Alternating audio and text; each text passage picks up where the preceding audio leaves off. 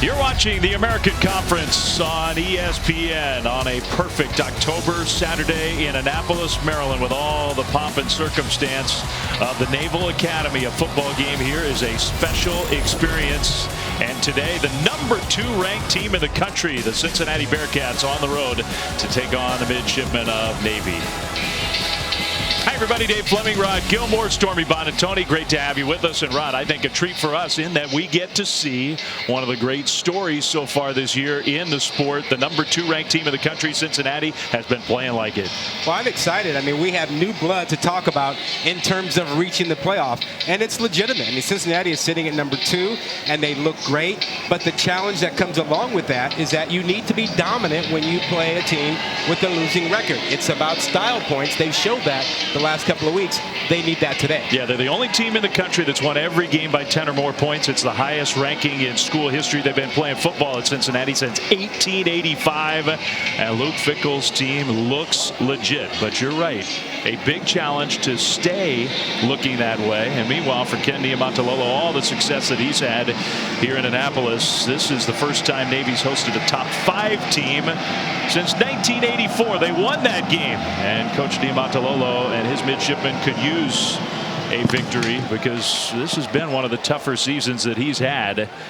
And the kickoff, the Bearcats will bring it out. It was a short kick, and that's going to be pretty good field position for Cincinnati as they take the field for the first time. And for our first time this afternoon, we'll say hi to Stormy Bonatoni. Well, Dave, the last time this Cincinnati team was here in Annapolis, it was Luke Fickell's first year, 2017, and he told us it's something he'll never forget because not only did the Midshipmen win, but they nearly had a school record for rushing, 572 yards on the ground. And for a defensive-minded coach like Luke Fickell, that's something he said stuck out, and they feel like they have something to prove every time they play Navy. And good to note, 2018, the next time they played Navy, a 42-0 shutout. I'm sure they'd like a repeat.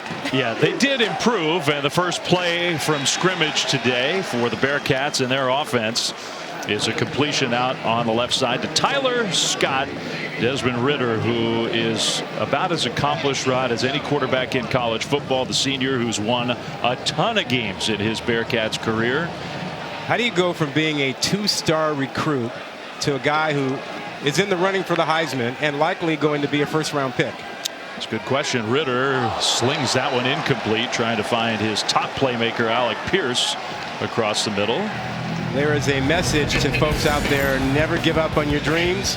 Chase them, because a guy who was a 2-star, nobody really chased an awful lot, is on the threshold of some huge things. I mean, he's won 36 games, the most active wins of any player in college football. Quarterback, 8,000 passing yards plus 1,900 rush yards. Great dual threat quarterback. Plus, he's a dad. He's got a beautiful family. He's got a dog. Navy stacks up Cincinnati on 3rd and short. That was Jarius Warren, who's been playing pretty well. It's 4th down, and we'll see what the Bearcats want to do. I think they're sending the punt team out. A little surprising start. You want to be dominant to open the game if you are Cincinnati. When you play an option team, you want to get out fast. You want to get up 2 or 3 scores and take them out of the slow, patient, long drive game that they want to play. So that's a heck of a start for a midshipman defense that really has not been playing all that well. Mason Fletcher, the punter for Cincinnati. Chance Warren deep to receive for Navy. It's a shorter punt and a fair catch signal right about the 16-17 yard line. So Navy gets the stop, and now their offense will take the field. And Ty Lavatai, who is just a sophomore, it's his first year as the starter for this complicated triple option style offense that Ken Niumatalolo likes to run. Ty, this will only be his 4th career start. He was not an option quarterback in high school. He was a scout team QB last year as he learned the system. He was hurt in the opener against Marshall, so he hasn't played even a lot this season. They think he's got a great future in this offense, but he's still very inexperienced. Yeah, he's still learning to make the reads. He is a bigger option quarterback than you normally see, about 6'2", 210, 215 pounds. And he'll pitch it on the first play from scrimmage. The Bearcats tackle Carlinos Acey for a loss of a couple yards. And of course, a huge challenge for Ty and for the Navy offense up against one of the best defenses in college football. You know, people talk about Georgia and Clemson, and rightfully so. This Cincinnati defense is really good. They are fast, athletic, big where they need to be. They can chase you down. It is hard to run outside on them. So 2nd and long, not where Navy likes to be. They give this time to the fullback straight ahead, sort of the bread and butter play in the triple option. That's James Harris.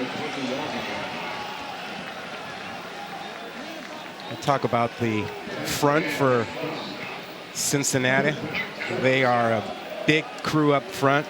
Probably the best player up front for them is Myjai Sanders, 6'5", 255, getting an awful lot of attention from the scouts. He's a guy who can really run. He can be disruptive. And those numbers that we just saw, you mentioned the two teams ahead of him in scoring defense, Georgia and Clemson. The pitch play, that's going to be stopped short of a first down. So Navy runs the ball on 3rd and long. Now, Navy, maybe more than any team in the country, likes to be aggressive on 4th down, but this one a little too much to ask in their own territory. So the punt team's coming out. Yeah, their philosophy is, generally speaking, be aggressive, or as they like to say, swing the sword. Go after it. But this one, too soon, too far back in their own territory. It's not really about analytics or numbers going forward for 4th down. It's a tone setter for the way the Navy wants to play. But 2 3-and-outs to start this game. A low bouncing punt is going to be fielded around the 35, and that is returnable all the way out close to midfield by Ryan Montgomery. So Cincinnati's defense gets the stop. The Bearcats offense will have good field position when we come back to Annapolis. No score, still very early. What a year for the best team in the American so far. The number 2 ranked team in the country, the Cincinnati Bearcats, who just have been outstanding in about every phase. And it's not just a one-year deal. 6-0 start 3 times in the last 5 seasons. Highest ranking in school history, American Conference history. Cincinnati got their first win on the road in program history against a top 10 team. Number 9 Notre Dame, that landmark win, which has set the stage for what could be a very special year. Bearcats get the ball back, starting in midfield. 2nd time they've had it early in this one. That history makes them different than any other group of 5 team that's been considered for a playoff spot. That pass was dropped on 1st down, right through the hands of Alec Pierce, who's been playing so well. You think about what they've done. They earned the respect of the committee by finishing in the top 10 last season. They started this season in the top 10. And so the credibility has been there over the last couple of seasons. So they probably have the best shot that we've ever seen for a group of 5 team to make it to the playoff. Yeah, totally agree with that. It's not just a one-year thing. This has been a build-up for Luke Fickell and his program. They haven't lost a regular season game in the last 2 seasons, but they commit a penalty here. Leonard Taylor, the tight end, I think he moved. 5-yard penalty, 2nd down. But let's not get it twisted. Just because they're off to a great start and could go undefeated, that does not mean that they will automatically get in. There's still an awful lot of work to do, and I think they're going to need some help. They're going to need help from Notre Dame. Notre Dame's got to play well, and heaven help them if 2 teams from the SEC wind up in the playoff. So 2nd down and long. Ritter's got all kinds of time in the pocket. He's going to throw it deep and incomplete.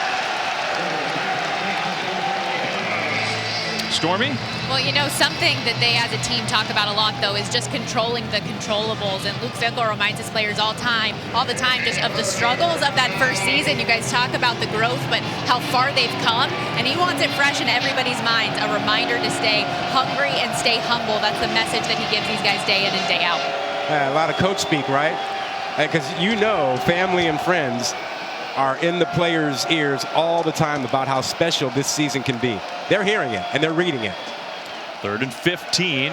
Well, pressure comes. Ritter will step up. Got hit as he throws, and it was almost intercepted. Almost picked off. His pass was high, and Mikey McMorris nearly picked it off. That is the second straight stop for this Navy defense. Yeah, and you know, the scouts love Ritter. We love Ritter. The only kind of criticism you hear about him is just the accuracy on the intermediate and some deep balls. Now, that one was almost picked, but he was under duress that time. But we will watch that the rest of the game and see how his accuracy is down the field. He started today 1 for 5. The Navy's defense looks spry in the early minutes. So 4th down, second punt already for the Bearcats. No fair catch signal this time. And a little bit of a return set up along the sideline for Chance Warren. Well, I believe that Midshipmen have come to play. Long way to go against the number 2 team of the country. No score, quarter number 1.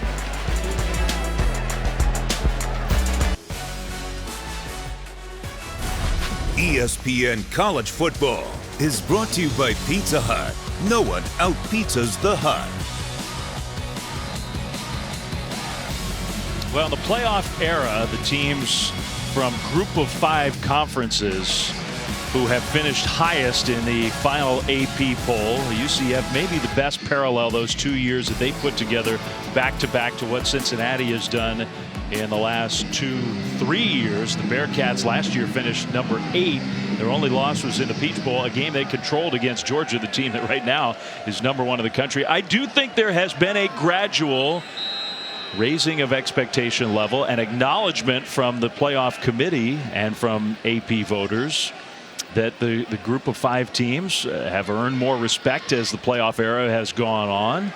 And maybe that has also started to set the stage for what's happening this year with Cincinnati. Navy gets the ball for the second time, and they run the option with the pitch play to Carlinos AC for a nice gain on first down. I think you're right. I think the committee is seeing more out of the Group of 5 teams. I think the public is seeing more. And I think, quite frankly, the public is a little tired of the old blue bloods and, you know, would like to see others in the mix. And Cincy is in the mix this year. And right now, there are a couple of other teams that are hovering around Oklahoma State, Michigan State right now.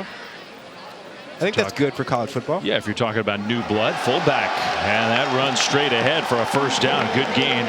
Isaac Ruas, who has been the leading rusher. Navy obviously spreads it around, but Ruas has done a nice job. Well, when you play an option team, you have to tackle the fullback every single play. If the fullback gets going on you, you got a problem.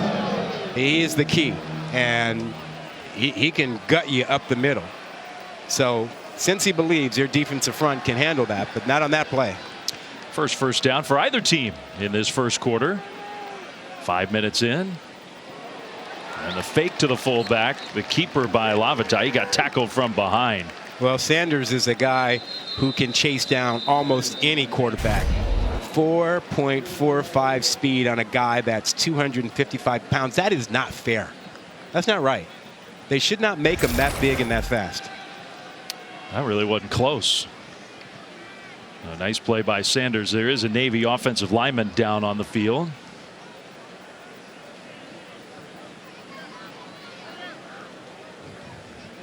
That may be the center. That's not good news. Yeah, Banbury. I'm sorry. I think that is Darrelson Masaniai. Masaniai, yeah. Just a sophomore from Honolulu.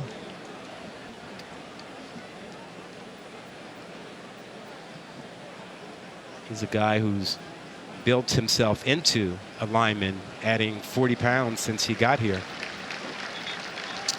Center goes without saying for every offense is important. Triple option offense, that exchange really important.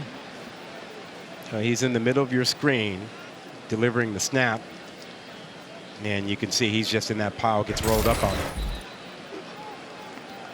You know, we spend a lot of time talking about the playoff and the implications, but we tend to forget there's more to college football than that. And having been around here for a couple of days, this is a big game for Navy. You know, great environment, flyover, parachuting in, and Navy trying to avoid 3 losing seasons in the last 4. It's not just about the playoff to a lot of people. Very rare that the Midshipmen get to host a team ranked this high. It hadn't happened since 1984. Pierce Banbury, the right guard, moved over to center and helped create a little push up front for another Navy first down. That's Ruas again. You get a great double team on that right side and a great read by the quarterback, Lavatai, and there you go. You got a first down. Now what I'm waiting for is to see Lavatai throw the ball. His mother christened him in high school, I guess it was, or middle school, the throwing Samoan. Well, you may have to wait a while. The nickname doesn't apply that much anymore. Ty has completed 10 passes all year. Now this is just his 4th start, but Navy by design, they do not want to throw the ball very much. That's a keeper for Lavatai. One thing that is different about him than a lot of Navy quarterbacks, even some of their very best ones of the last several years, is he's a little bigger. Yeah, 6'2", 215. Not quite the size of the original throwing Samoan, Jack Thompson, at Washington State. Dad had to tell Mom, hey, that throwing Samoan thing, you got to get to YouTube. There was another one before our son. Yeah, I don't think that Mom was backing off, though. Oh, no. Not at all.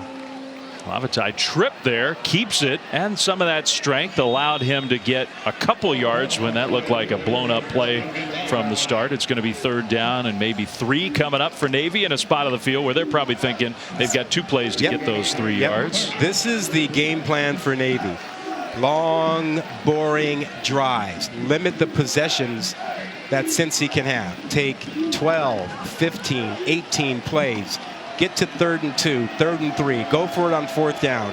Keep your offense on the field. Keep theirs on the sideline. How about 21 plays? That was their opening drive last week at Memphis. 21 plays into the end zone. They'll pitch it on 3rd down and out to the corner. A first down and much more for Chance Warren. Senior, one of the captains on this team. Chance Warren and Navy with another first down. That was 13 yards. Yeah, well, you know, if you get cut on the perimeter, that pitch man's going to get yardage. The key for Cincinnati, stay on your feet. You can't get cut blocked.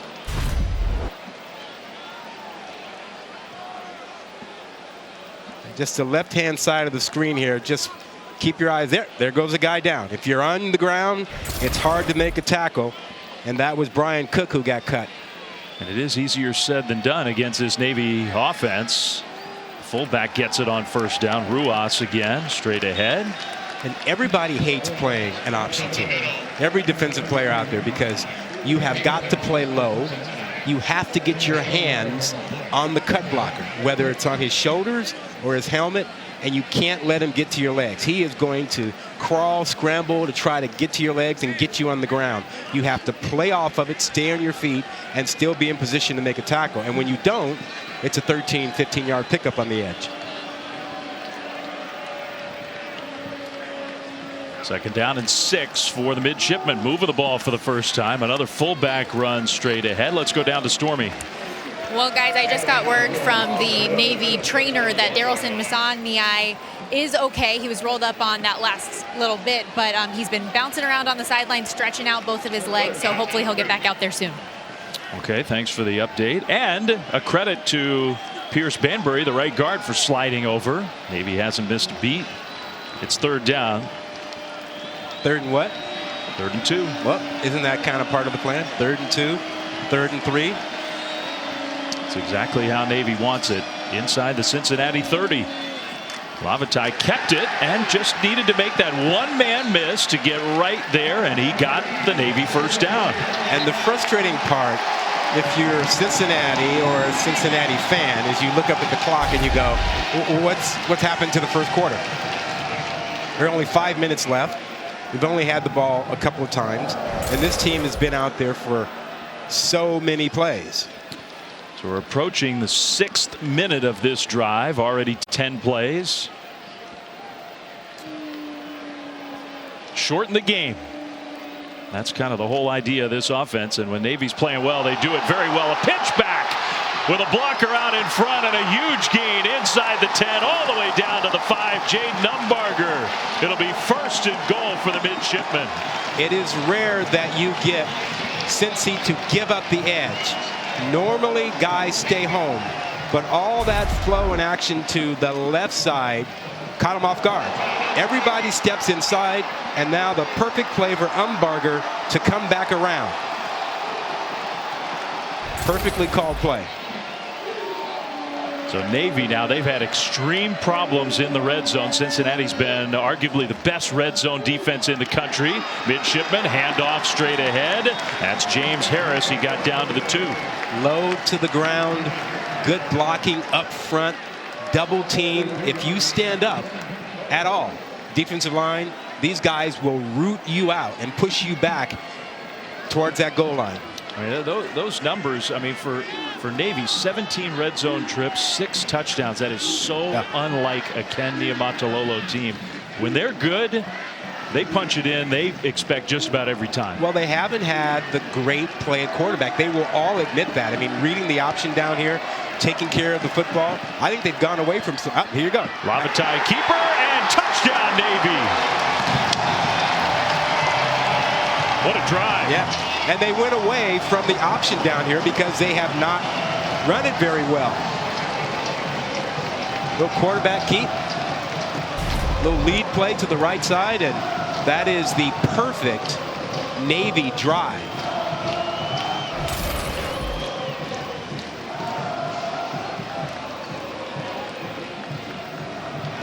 "13 plays, 79 yards, more than 7 minutes." That is exactly how they draw it up. All right, so before the point after try, they are going to take a look and make sure that Lavatai actually got in. On first glance, it looked like he was in. I thought so. The official on the goal line on the far side from us, I thought I had a really good look at it. Yeah.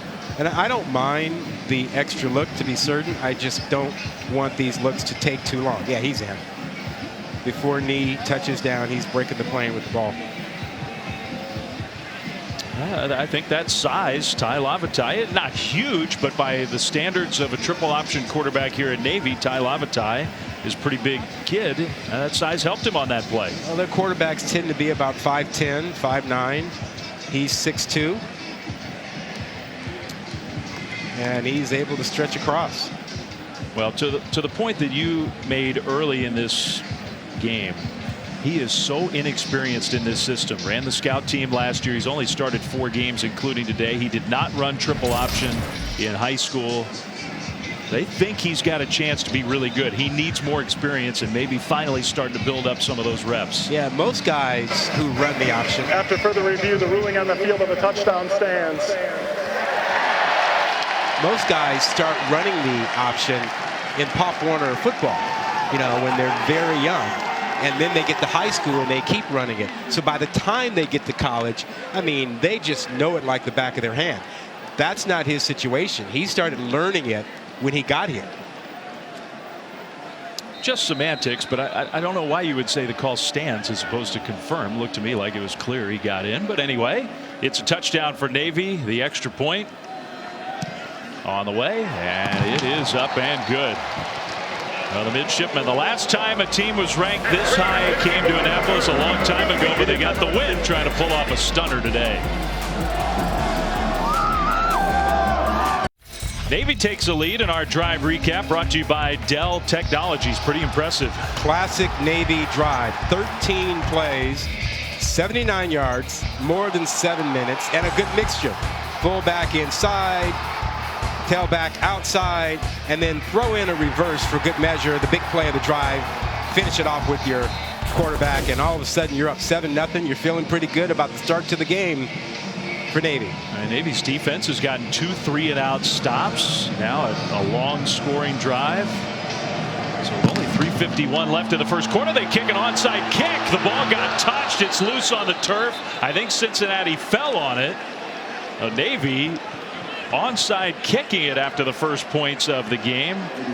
Was that Wyatt Fisher who fell on the football? I think it was. Well, they caught Cincinnati sleeping. They had a shot at it, but couldn't come up with it.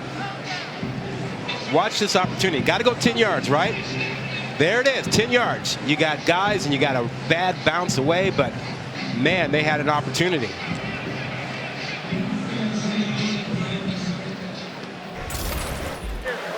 ruling on the field is Navy illegally touched the ball prior to the ball going 10 yards. It's Cincinnati's ball, 1st and 10.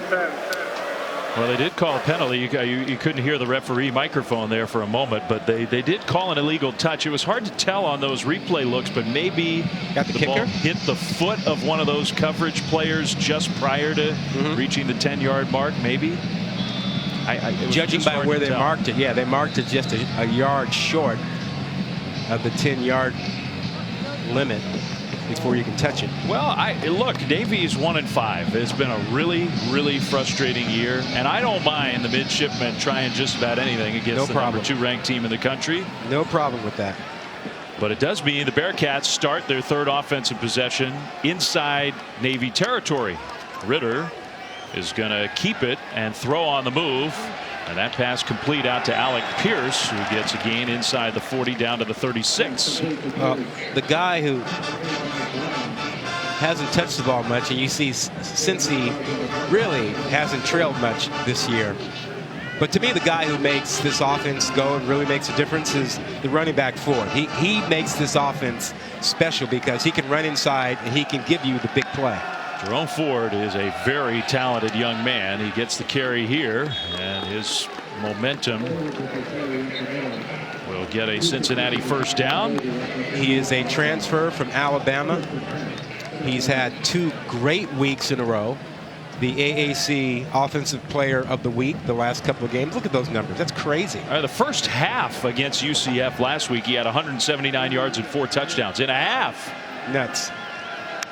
Transfer from Alabama, not just a guy who went there and didn't play at all. Ritter delivers right on the money, and that's going to be a Cincinnati touchdown. Josh Wiley, the tight end. The Bearcats are an extra point away from tying this game. Another big play against the Navy defense. You get Ford going, and now you can attack the safeties.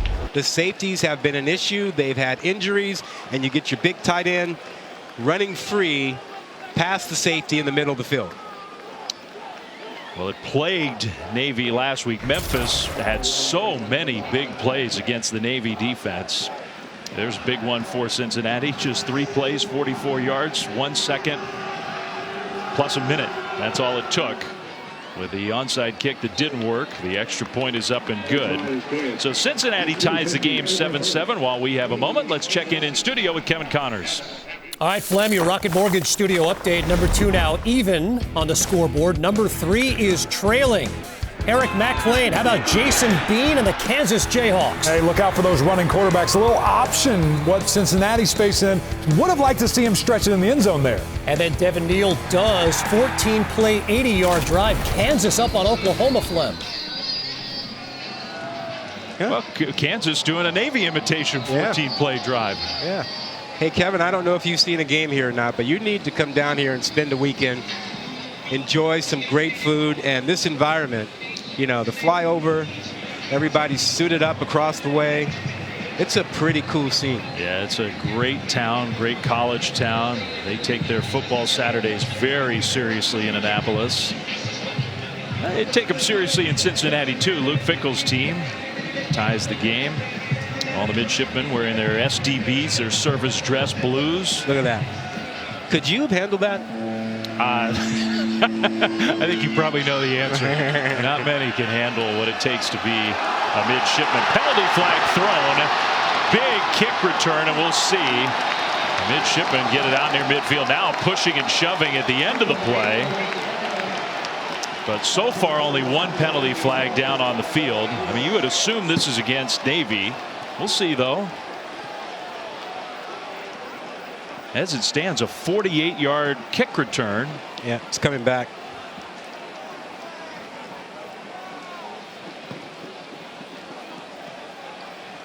Navy special teams haven't been great this year. They talked a lot about that this week. All 3 phases have needed improvement and better play. Facing the number 2 team in the country, you know you are at a decided disadvantage. You can't worry about being the better team. You have to think about playing your best. There is no foul on the play. Wow. All right, so they talked about it. They take the penalty off the board, and that means the 48-49 yard kick return is going to stand. That's good work. that we're getting in there and talking about it. Well, Saturday Night Football presented by Capital One sort of finishes off a great day of college football. We're getting it started here in Annapolis. Oregon, UCLA, 3:30 Eastern. Clemson, Pitt. That's a big game in the ACC. Tennessee, Alabama, and then the one I was just talking about, Ohio State on the road against Indiana. Indiana has not beaten Ohio State since 1988. It's been a disappointing and surprisingly disappointing season for Indiana so far. We expected much more. Maybe it shows up tonight. A team that Cincinnati beat pretty soundly early in the year. Expected to be a super quality win for the Bearcats. Straight ahead run with some misdirection for Isaac Ruas on first down, Navy. Now, if you're Cincy, you start thinking about how do you change your pitches to the quarterback? Give him a different look. Slow play him a little bit. When he's reading the guy who has him, switch it up sometimes. Sometimes you attack him. Sometimes you take your time and you just kind of hang there and make him make the first move. Sometimes you switch it to a linebacker that's on him. Run game is working so far. A pitch on the outside, and that one was just defended beautifully by Cincinnati. Javon Hicks with the tackle. Yeah, they did it that time. They had a defensive end go to the quarterback. That freed up the outside to handle the pitch. They had a corner available. They had a safety available. Maybe a changeup. That's what that one was. Well, how about a quick update down with Stormy on the sideline? Yeah, just in case it does bother him, Ty Lavatai looked like he got a pretty good gash on that last touchdown run, so the trainer came and wrapped it up. A couple teammates asked him how he was feeling. He said all good, though. You know these guys are tough. First pass play of the game, and a receiver wide open for a first down for Navy. That's out of the backfield. Kai Puiloa Rojas. First down and much more for the Midshipmen. That's only the 11th pass that Ty Lavatai has completed all year. Just a little delay route. You get all caught up in the option game. He just hides on the right side of your screen. There you see him. Sneaks out over the middle. Easy. After the play was over, personal foul, unnecessary roughness. Defense number 3. Half the distance to the goal. First down. So Hicks, the safety, commits the 15-yard penalty. So add that to the yardage of the play, and Navy's in business big time. Yeah, a little undisciplined there. No need to push the guy. He's already 3 yards out of bounds. A little frustration in the man coverage they had back there. You know, and a guy sneaks out of the backfield on him. I think it's always a possibility when you play Navy that frustration becomes a part of the game. Yep. It's just not easy to play against the Midshipmen when they're running their offense well. Fullback straight ahead, not much there on first down. Now think about this, and I've been through this. Almost every single play, a guy is coming at your knees. You get tired of it. You get tired of bending down and trying to push him away. You know, it eats at you over time. And for a defensive back, you have to stay alert because there are 30, 40 running plays in a row. It's easy to fall asleep. And then all of a sudden, the ball's being thrown. Excellent point. Some of the playmakers were showing you on that Cincinnati side. They are a very tough team typically to throw the ball against. This one defended well by the Bearcats, and a big loss with a hit in the backfield for Navy going backwards. AC just had nowhere to go. Yeah, bad read.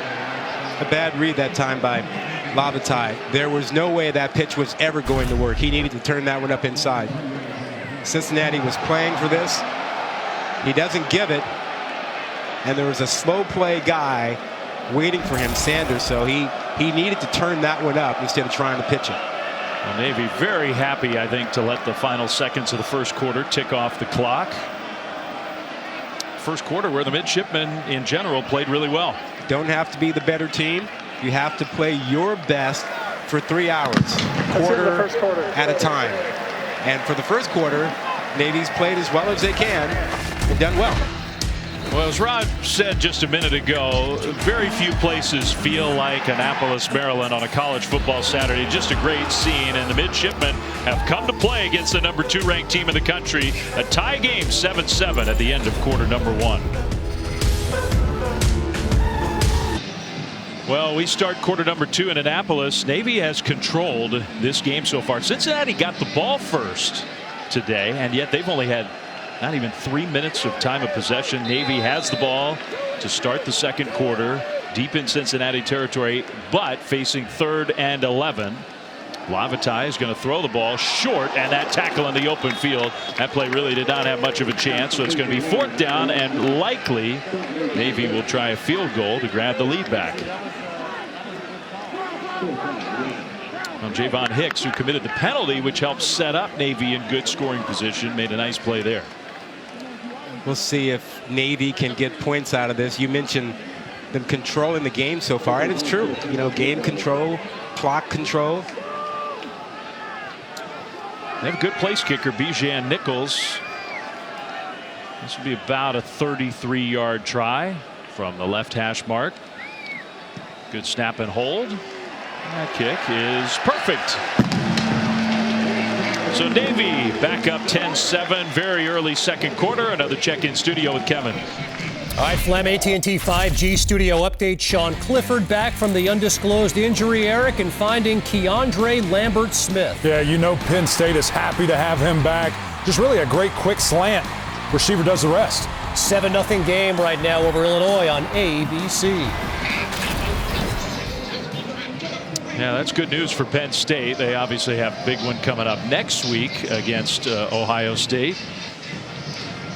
With Sean Clifford back, they have a shot. Without him, their season was looking pretty ugly. Those undisclosed injuries are they can be tough to come back from. We're in for quite a race in some of these conferences. You know, who's going to emerge out of the Big Ten? Ohio State again, Penn State, and don't sleep on Michigan State. Luke Fickell and Cincinnati, they want chaos. Yep. They want upsets. They want topsy-turvy. Navy sets up to kick it off. They onside kicked it last time. Would they try it again? Element of surprise is now gone. They're trying something. Is that surprise? It wasn't a fair catch. It wasn't all that effective for Navy. Cincinnati will get very good field position. Well, Sunday NFL countdown tomorrow morning. You can hear from both Matt Stafford and Jared Goff getting ready to face each other. They got swapped for one another in the offseason. Randy's got You Got Moss. That's at 10 a.m. Eastern on ESPN. And then Monday Night Football will finish the week in the NFL. The Saints and the Seahawks up in Seattle, 8 Eastern, 5 Pacific on ESPN, ESPN Deportes, and on the app, of course. Monday Night Countdown kicks that off at 6 Eastern on Monday. Can we agree Stafford got the better of that deal? He found himself in a much improved situation. Yeah. And he's playing like it. False start. Offense number 72. 5-yard penalty. It's first down. Well, the penalties for Cincinnati, that's James Tunstall, who is a local kid. He's got tons of friends and family, way more than anybody else, I think, on this Cincinnati team. Here to watch him today. 50 family members and friends or so today to check him out. Yeah, from Indian Head, Maryland.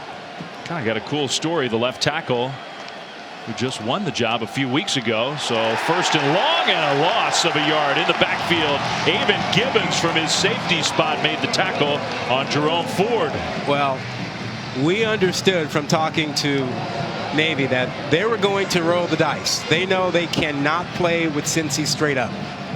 Roll the dice, get some blitzes, do it on early downs, and then once they establish that, don't get caught in man-to-man coverage. Matchups are not good, so fall back to a 3 deep, a 3 high safety look. Protect it, keep the ball in front. 2nd and 16 for Desmond Ridder and the Cincinnati offense. Ritter's got plenty of time across the middle. Nice delivery to the tight end Wiley, who gets upended but held on to the ball. First down, Bearcats. Oh, we had a question earlier in the game about his accuracy. That's as good as you can do it. That throw was fantastic. Had to get it over and in front of a couple of defenders. Look at this thing. Perfect.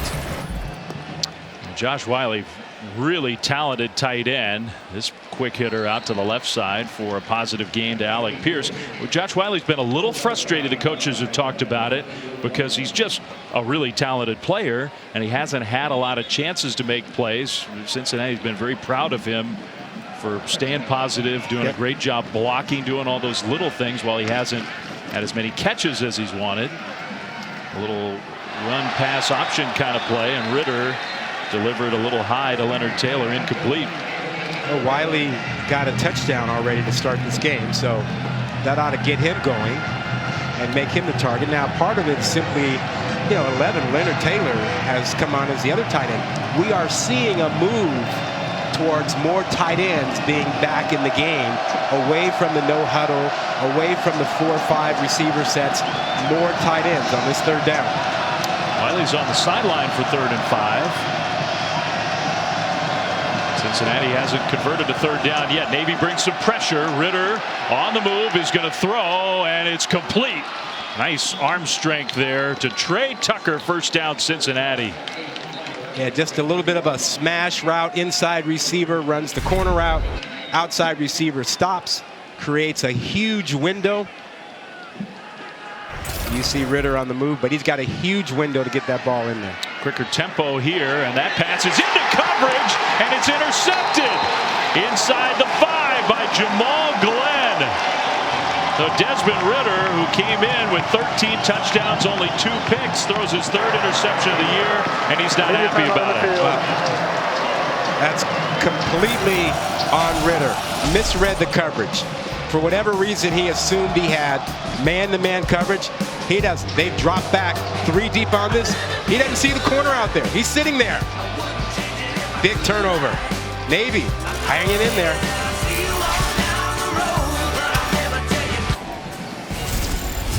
Annapolis, Maryland, the site of the Naval Academy, and Navy hasn't hosted a team ranked as high as number 2 in the country since 1984. Back in '84, they beat number 2 South Carolina.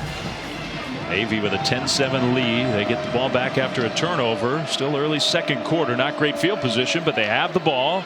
And Lavatai, the quarterback, gets wrestled down. He was not in the end zone with his forward progress, but close. So Cincinnati's defense trying to come up with a big play. That was Malik Vann. Well, since he guessed correctly, they assumed Navy would not trust running the option down here. The quarterback would hang onto the ball. And a great move, great quickness inside by Vann. Malik Vann just shot past his man. So now you got to be real careful if you're Navy. Can you run it out of here with the fullback, or are you going to wind up punting from the back of the end zone? It's already 5 tackles for loss for this very talented Cincinnati defense. They will give the ball to the fullback straight ahead. Get a little breathing room. James Harris out across the 5. It'll be 3rd down. You know, normally you think about what might happen in a passing situation here, but these corners for Cincy, they are so good, but they're going to be bored most of the day. Even in this 3rd down situation, you know, their first thought might be, hey, I got to make sure on a pitch, I'm in position, I can tackle my guy. Well, it's almost too bad for us because you're a former DB. I mean, these guys are so good on the outside. It's not a game where we can really highlight Ahmad Gardner and Kobe Bryant and the rest of that secondary all that much. A pitch back toward the goal line. Warren is trying to get there, but could not quite. Out to the 10. So stopped short of the 1st down. Ball did pop out, but he was down. So 4th down, Navy. You mentioned Gardner and Bryant, and we may not see them in coverage an awful lot today. You know, we'll see them come up and make tackles, but down the line, they're going to be in some big games, and they will get to show their skills. These are NFL corners that Cincy has out there, and they're fun to watch. They are extremely talented. So Cincinnati's defense comes up with the stop after the interception down near the goal line. Navy's punter, Riley Reithman. Kind of a low line drive style punt, but a boomer. Wow. With the bounce. Watch where this one ends up. Wow, that is a long punt. To the 25 of Cincinnati. Flipping the field. I think that qualifies as a flip the field play. Maybe 64 yards of field position gained. Timeout in Annapolis.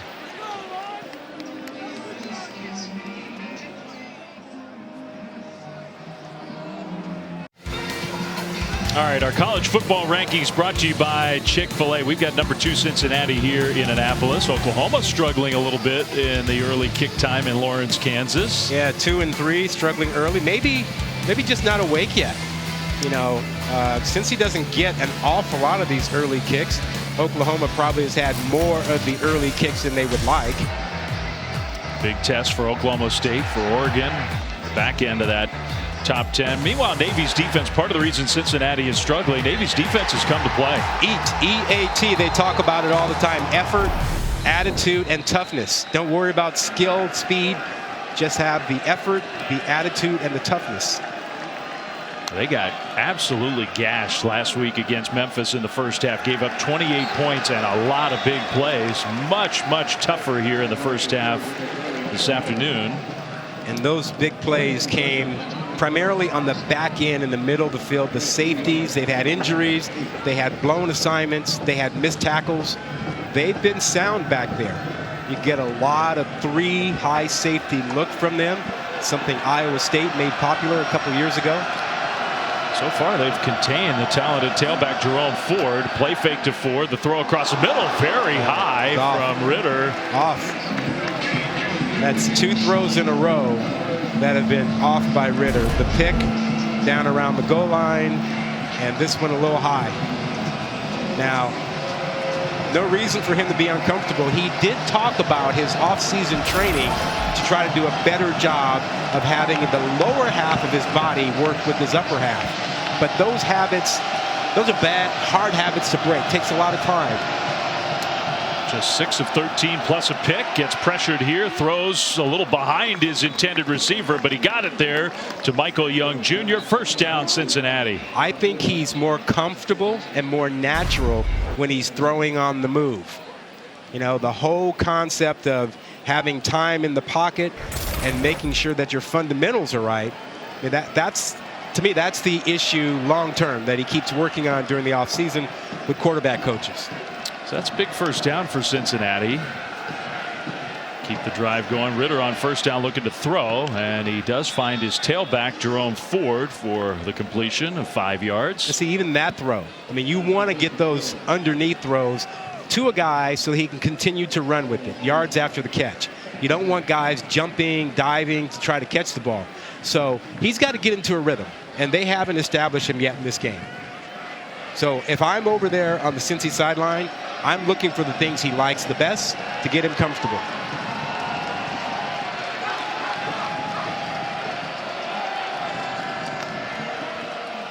One of the things he likes best is just handing it off to number 24, Jerome Ford, who gets stopped after a gain of 2.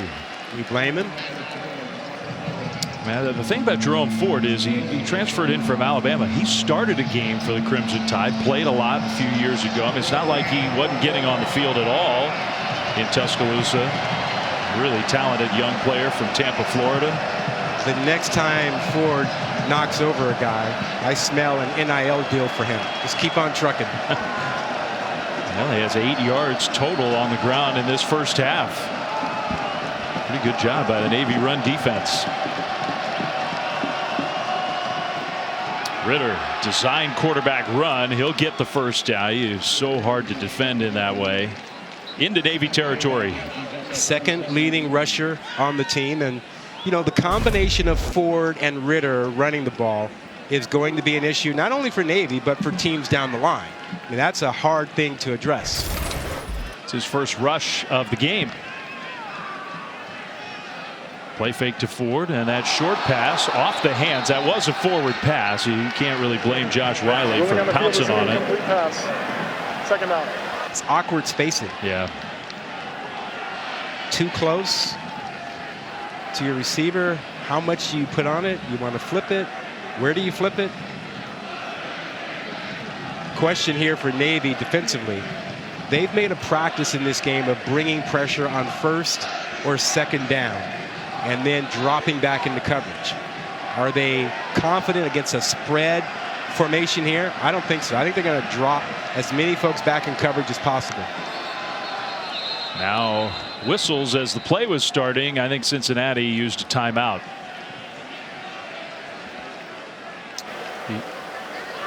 Cincinnati's called their first time out of the half. Full media timeout. So that means cue us. We take the break too. 2nd and 10 coming up. Number 2 Cincinnati down in the first half at Navy. Great guest list for the Mannings tonight. You've reached Peyton and Eli. Leave a message. It's Pacino, and I want to be in the show. Foot by foot, we're going to measure Peyton's head. Watch Peyton and Eli. You never know who will drop by. Who knows who'll be popping by on Monday night on ESPN2, 8 Eastern, Seahawks and Saints. Second down out of the timeout for the Bearcats of Cincinnati. I just hope Eli is recovered from his big weekend in Oxford. Desmond Ritter finds the tight end Wiley, who's been a big part of the offense. He got right to that first down mark. A lot of underneath room for those throws because Navy, after the last couple of weeks, is focused on keeping the ball in front. They don't want anyone to get behind them. Did you see the end zones in Oxford for today's number retirement ceremony for Eli Manning? I did not. The end zones are, all they say on both sides are in giant letters, Manning. It's pretty cool. Wow. Cool. I believe Eli will be having some fun this weekend at his alma mater. He's got to recover in time for Monday. That's my point. Is I hope that he bounces back in time. Arch is going to be there to watch his uncle get his number retired. Maybe not a total coincidence that the end zones look the way they do. You know, Arch should be playing that off. He should play one uncle against the other. Who can give me the best information? Who can give me the best stuff about quarterbacking? Who can give me the most money? Is there a team that's willing to just keep the Manning name? And I doubt that's what Arch wants, is for his name to be on the field. Anyway, it's cool that Ole Miss is doing that for Eli. Ritter throws, and that pass complete to the other tight end, Leonard Taylor, for the catch. Stopped just a little bit short of the first down. Are you surprised that we're seeing this trend back to the tight ends in college football? Not just here, but across the country. We're seeing a lot more of it. I'm not surprised at all. Tight ends are hard to defend. Yep. I love tight ends as weapons in the NFL. You got some great ones putting up big numbers. Play fake. Ritter got his pass tipped, and it's still completed. Hung up in the air for a while. Alec Pierce, nice adjustment to come back and get the ball inside the 15. Pierce is underrated, does a tremendous job. He is a much better athlete than people give him credit for. A guy with about a 40-inch vertical leap. Big dude. He's 6'3". He's a track star in high school. Really good wide receiver. You're right. So first down, Bearcats. Down 3. That pass caught by the tight end, Leonard Taylor again. Heavy look for the tight ends. We had this period where everybody was enamored with the no huddle and 4 and 5 receivers. Defenses responded by getting smaller and faster. And now we see teams going back, getting bigger with 2 tight ends, playing them a lot. I mean, if you're Cincinnati, you're the school of Travis Kelce. You got to have good tight ends. Exactly. Ritter, play fake, and being pursued from behind. He's going to go down. Ritter did not get rid of the ball. That pressure came very quickly. Jacob Busick. Yeah, one of the things that we noticed in film prep is that this offensive line doesn't always recognize pressure or games up front, and there's a little delayed pressure. They didn't pick this up. Back didn't pick it up, and now you've got a serious third down.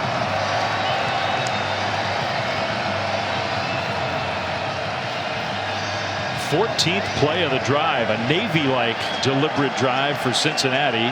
They have to play coverage here. On 3rd and 10, they did not play coverage. They brought pressure. The pass incomplete across the middle. It's 4th down. Very smart move. They brought pressure, but they played zone behind it in the end zone. You don't have that much room to cover. They didn't want to get caught up in man-to-man situations, so they played zone behind it and brought pressure, making Ritter uncomfortable, having to get rid of the ball quickly, and you have guys watching the quarterback in the play that can come up and make a tackle. It's been a good defensive game plan so far for Navy. Meanwhile, the kick game has not been great for the Bearcats, and this is a different kicker. This is Christian Lowry, who's going to try this field goal. Kick is not pretty, but it's effective. Went through the uprights, and for the Bearcats, that's been better than usual this year. So the field goal's good to tie the game. 4:07 to go first half. It's 10-10. ESPN, home of the college football playoff. Run it. Twisted Tea drop in. Hey, who do you suppose Navy fans are pulling for here? Sam Hartman finding A.T. Perry. You love that slow ride RPO game, and then unfortunately DB falls. Easy walk-in touchdown for A.T. Army hasn't beaten an AP ranked team since '72. Down 7. Flem.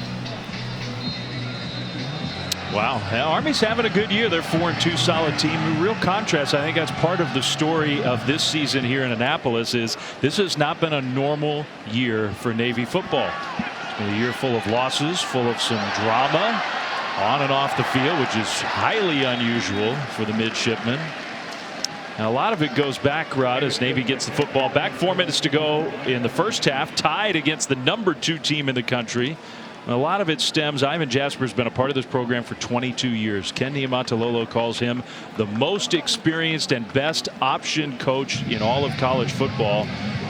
And after the Air Force game week 2, where Navy had a miserable offensive performance, Chet Gladchuk, who's been the athletic director here for a long time, walked into the locker room, didn't talk to the head coach, and fired Ivan Jasper. Yeah, and that really unsettled a lot of people and left a lot of wounded folks around the program, including Niumatalolo and Jasper, former players, alums. They were not happy with the way it was handled. But Gladchuk said publicly he was sending a message. First down run for the fullback for Navy. He was sending a message that he was not interested in 3 losing seasons out of the last 4 years, wanted changes, and apparently there had been some discussions over time, and I guess he felt the need to go into the coach's locker room, pull Jasper out, and make the point that he would make a change. And you have to wonder how that impacts the coaching staff going forward. I mean, everybody says that they've moved on to some degree. Pitch on second down, and Navy to the outside the 35-yard line. AC with the carry, and that is good enough for a Navy first down.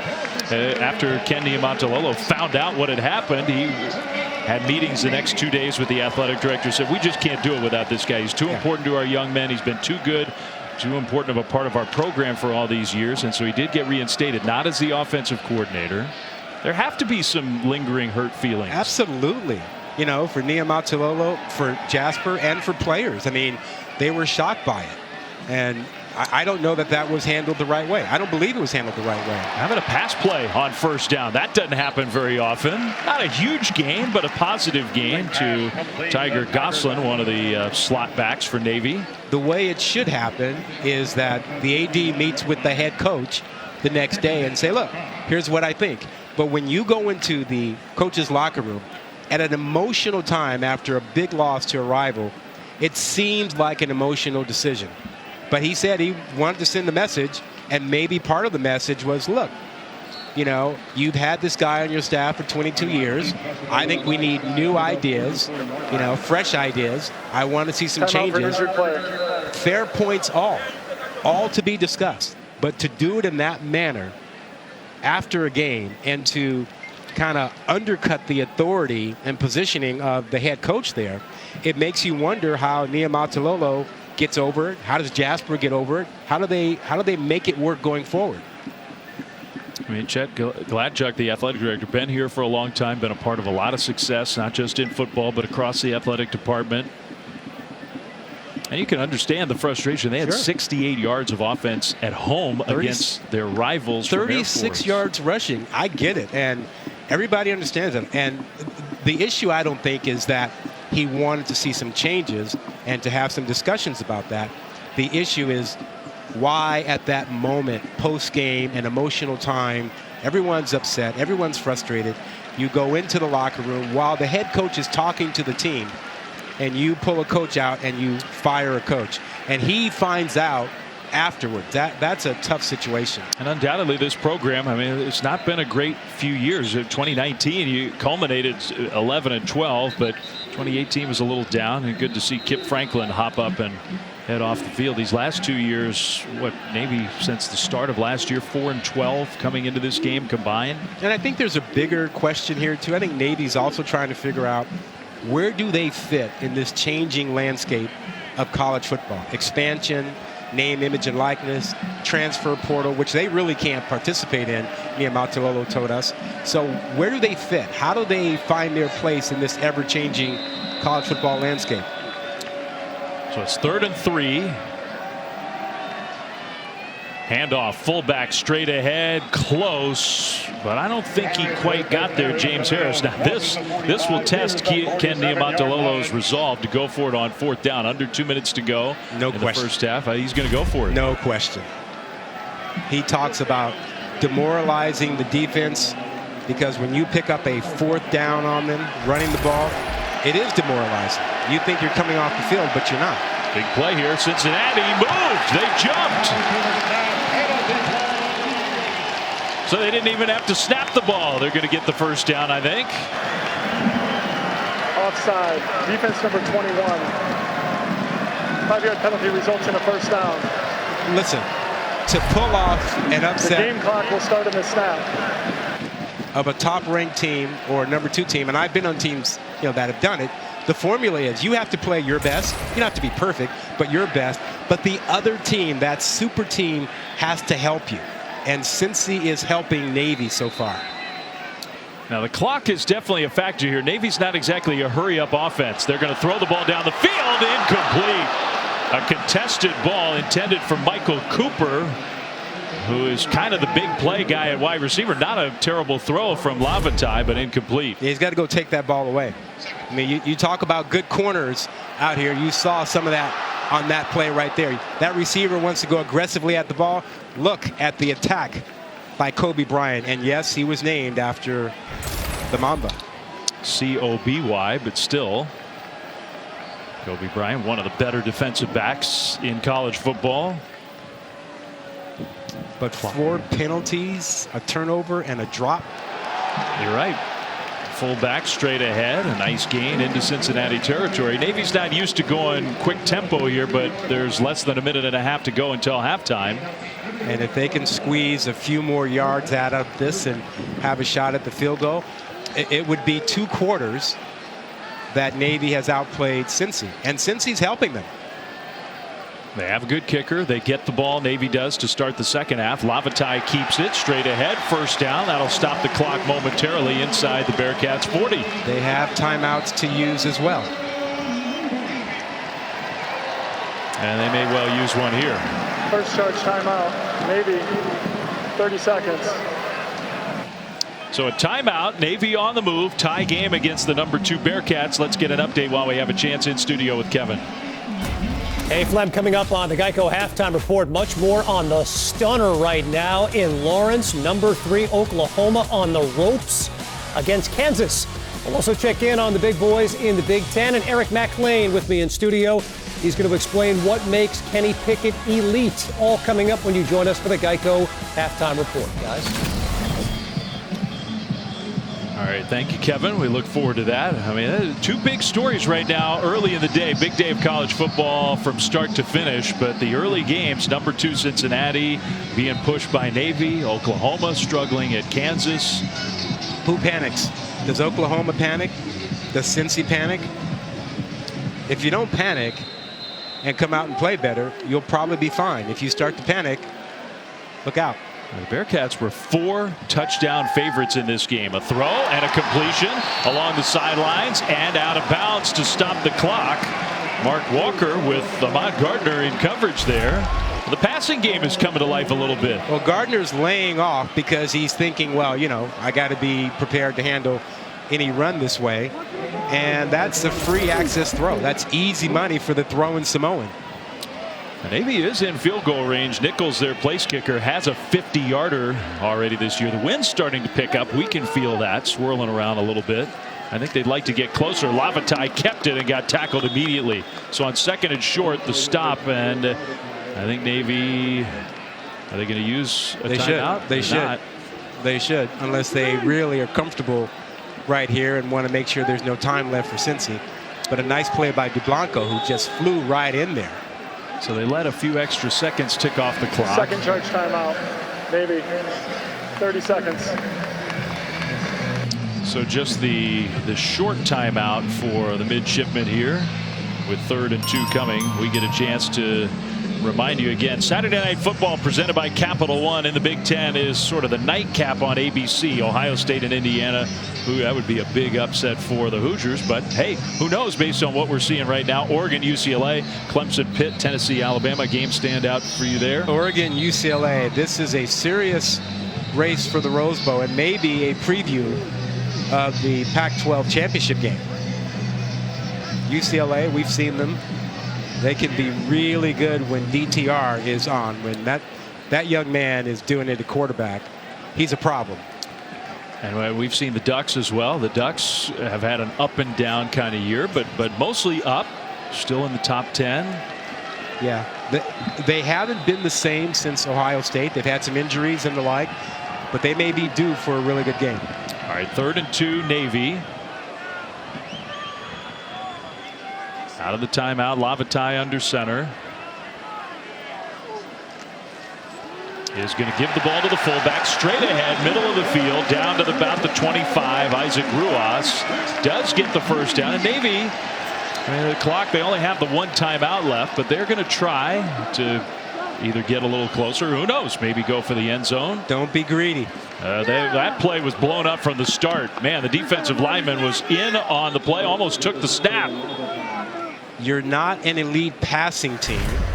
Know who you are. Final timeout of the half, Navy. Full timeout.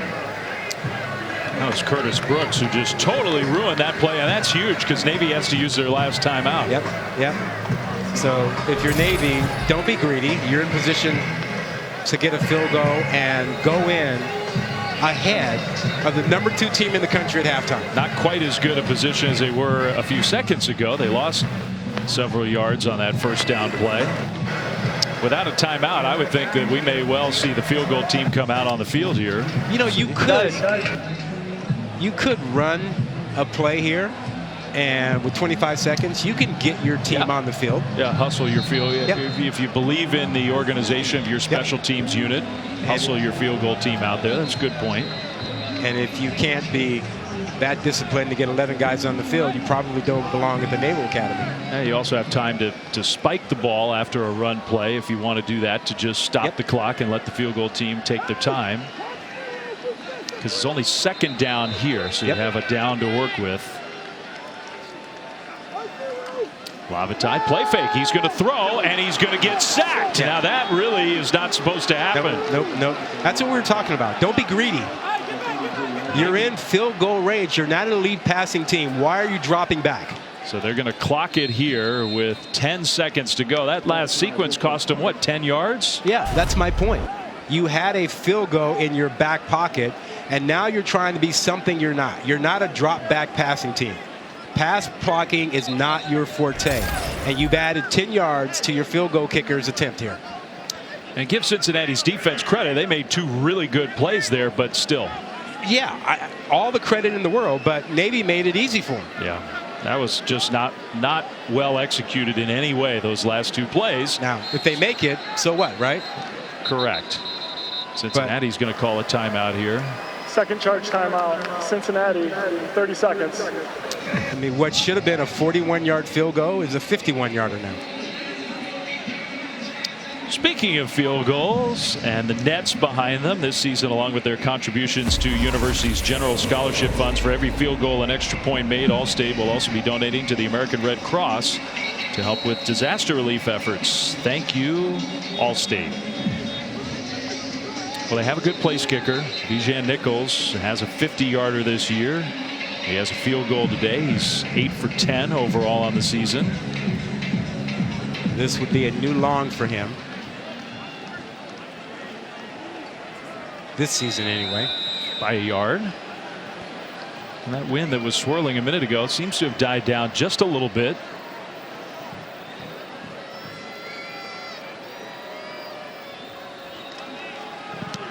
Kick gets blocked by Cincinnati, and now a chance for the Bearcats on the deflection.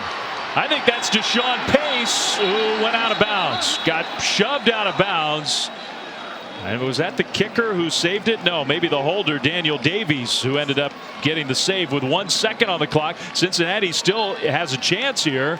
What a disastrous sequence for Navy. Just as bad as they possibly could make it. going backwards and then a block kick. Now, when you move back, that kick is going to be a little lower. You got to get more power behind it. And pace always winds up around the football, it seems. He is such an instinctive player. Yeah, I guess he stepped out there. I mean, it wasn't much from Daniel Davies, but it was good hustle, because that could have been to the end zone for Deshaun Pace. Final time out of the half. Cincinnati, full timeout. Now, Cincy's field goal kicking has been an adventure all year. That would be a very kind way of putting it. Because normally you go, oh, we'll take the shot at the 51-yarder, but that might be a pipe dream. I mean, they do have one of their kickers. They have several of them now. Alex Bales warming up, so that may be what Luke Fickell decides to do. Or do you say, you know what? Let's just let's take a shot at the end zone. 1 second. You got a guy out there, Alec Pierce, 6'3", 215 with a 40-inch vertical. I might have chosen that route, but they're going to try to kick it with Alex Bales, who's their kickoff specialist. So he's the guy with the bigger leg. This is going to be officially 52 yards. Maybe Navy special teams can come up with a big play.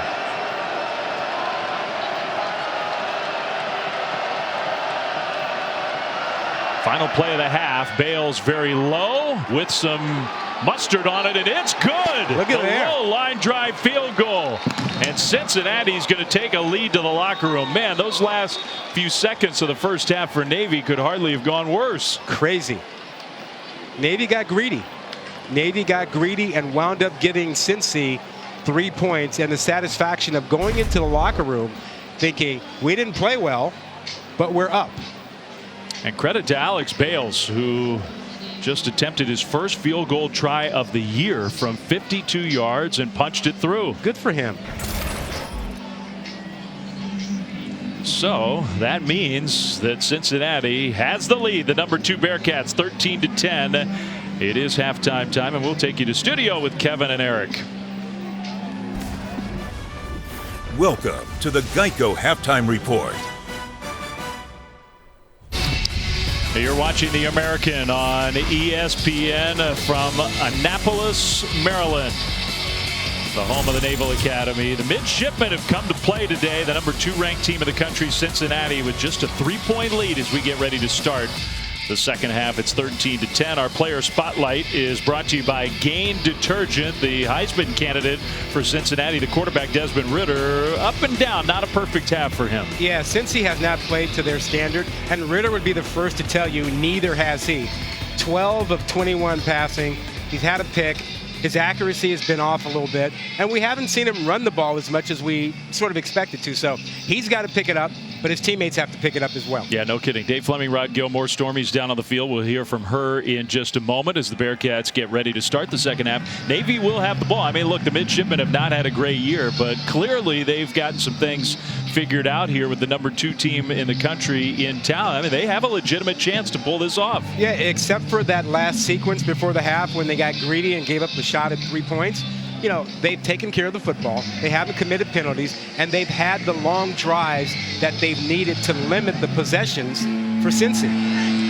So the kickoff with a fair catch at the end of it to start the second half. The Midshipmen will have the ball, and as promised, let's go down on the field to Stormy. Well, Dave, Cincinnati head coach Luke Fickell did not mince words when we spoke at the half. He said, we've got to play a hell of a lot better, and that his message to the team was, we're in a dogfight. If we want something in this game, we've got to go take it, because this is a tough Navy team, and nothing is going to be handed to us. He did say, give them some credit, particularly defensively. Navy has done some things that we hadn't seen. We didn't react well, and we need to moving forward. Okay, those are the words from the head coach Luke Fickell, who's done such a terrific job at Cincinnati. Has the Bearcats in a great position, but as a 4-touchdown favorite today, leading by just 3. The pitch play on first down as we start the second half, and it's a nice gain on the ground for the Midshipmen. Quarterback in that triple option is always reading the shoulders of the guy coming at him. If his shoulders turn, he's got to make a decision. Turn it up, pitch the ball. But when that guy stays square and doesn't move his shoulders, that can, confuse the quarterback a bit. Now, those rush yards are pretty remarkable, I think, and not necessarily on the Navy side, although Cincinnati's got such a good defense. We wondered whether the Midshipmen would be able to move the ball on the ground against the Bearcats, but especially Cincinnati. They gashed UCF last week on the ground. Have not been able to do that against Navy today. A short gain on second down. It'll be third and about a yard. Well, if you're Cincy coming out in this second half, you want to start to show the dominance that's been expected.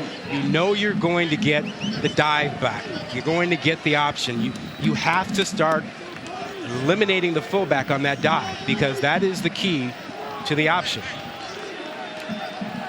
These are the kind of plays that when you're facing Navy become so important. If you can stop the midshipmen, get the ball back, it changes the whole flow of the game with time of possession. They did not get it on third and short. It's fourth and about a half a yard. I assume Navy's going to go for it. I would expect they would too. Niumatalolo has made it clear, it can be anywhere on the field. His fourth down philosophy is, we'll take chances. We want to discourage the defense. And they will use a quarterback keeper. Lavatai gets the push from behind and got just enough for a Navy first down. You agree with this? Over the last couple of weeks, we've had some pushback from coaches who are saying, look, I'm not completely all in on the analytics.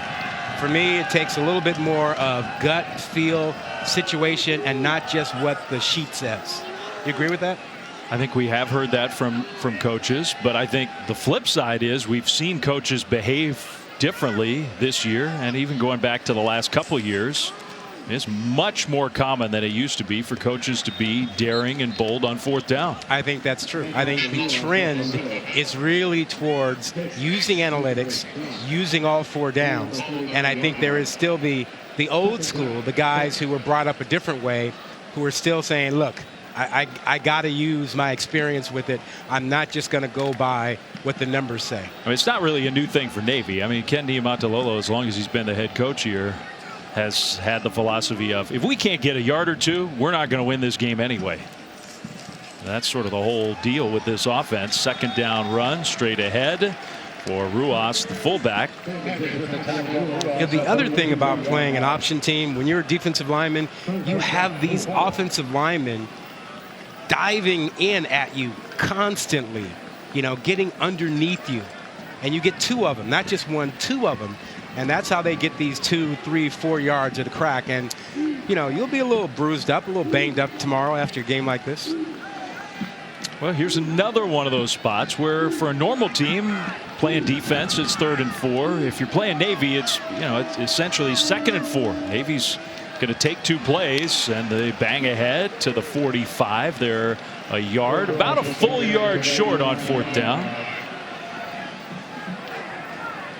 Another carry for Isaac Ruas, who is a semifinalist for the Campbell Trophy, awarding the college football player with the best combination of academics, community service, and on-field performance.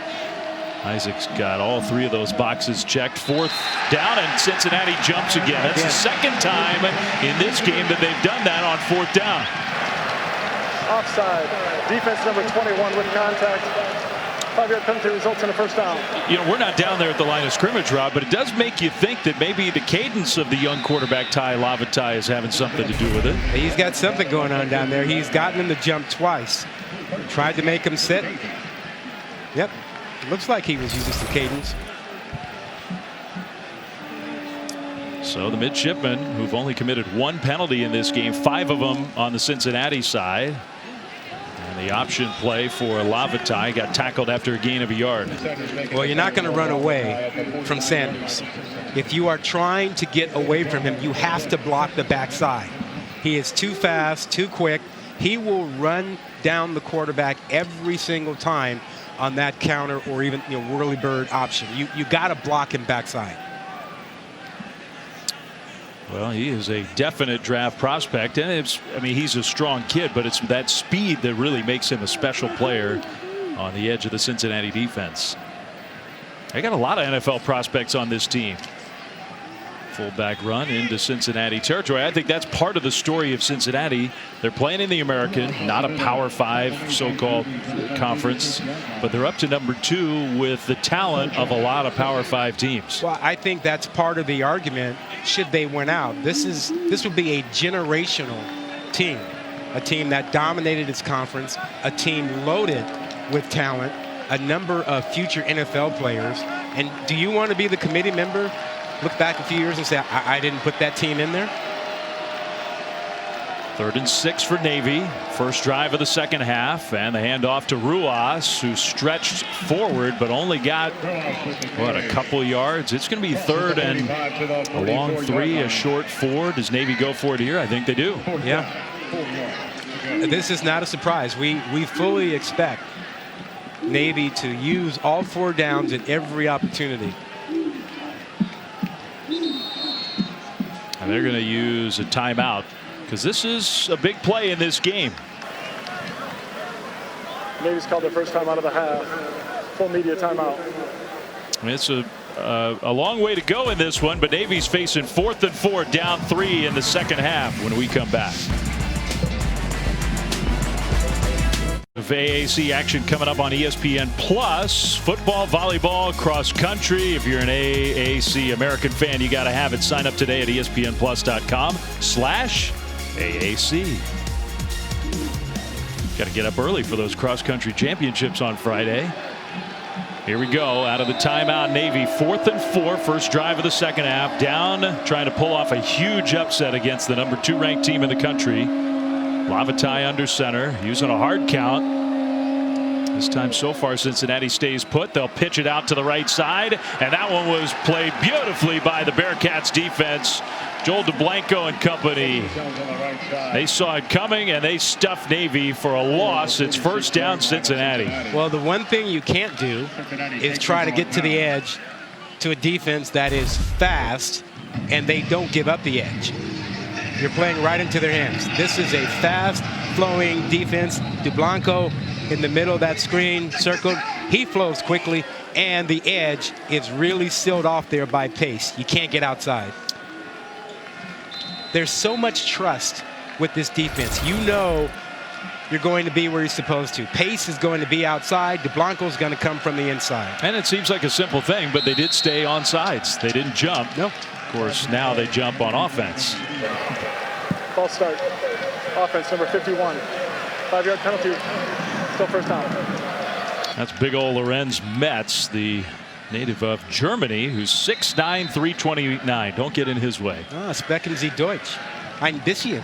You and he would get along very well, I think. You're the only analyst I can confidently say at ESPN and probably across the country who speaks fluent German. I read it better than I speak it these days. Well, all right, I'll qualify it. You're the only one who can read it either. You got to get more practice in. Jerome Ford, I would imagine that at halftime, part of Cincinnati's emphasis was, where's number 24? We got to get him the ball. Yep, I think he is such a big part of this offense. Ritter throws that pass, and it was well defended, complete into Navy territory. Alec Pierce with the catch, a little bit short by about a yard. You know, Cincy can probably win this game with their offense relying on the tight ends, but if they're going to have a special season, Ford has to be a big part of it. Big part of it. Running and catching. It's got to be more than Ritter, but Ford has to be a big part of that equation. So 3rd and a yard for the Bearcats. They will give it to Jerome Ford straight ahead. First down, Cincinnati. He's dynamic. Great speed, great balance, runs through arm tackles, can catch the ball out of the backfield.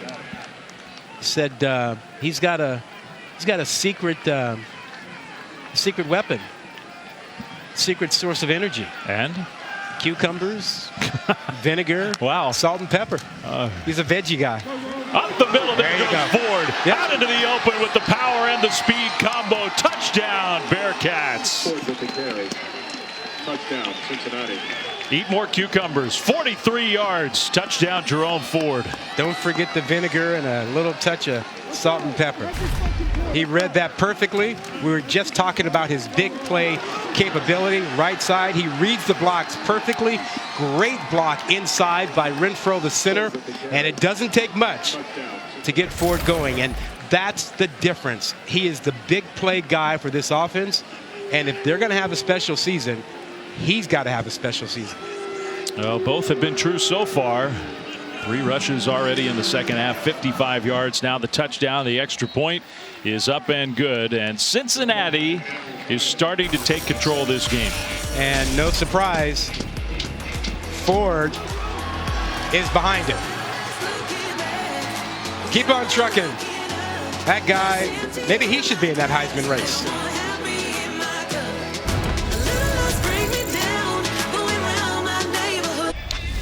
Well, nice job by the running back and the Cincy offensive line. Our pocket protection is brought to you by Nationwide. Yeah, really clean job and a terrific job of getting out, opening the holes, getting the linebacker, giving Ford a clean avenue, and he shows you that incredible speed. But it was done up front, that right side of the offensive line, and a little help from Jake Renfro, the center.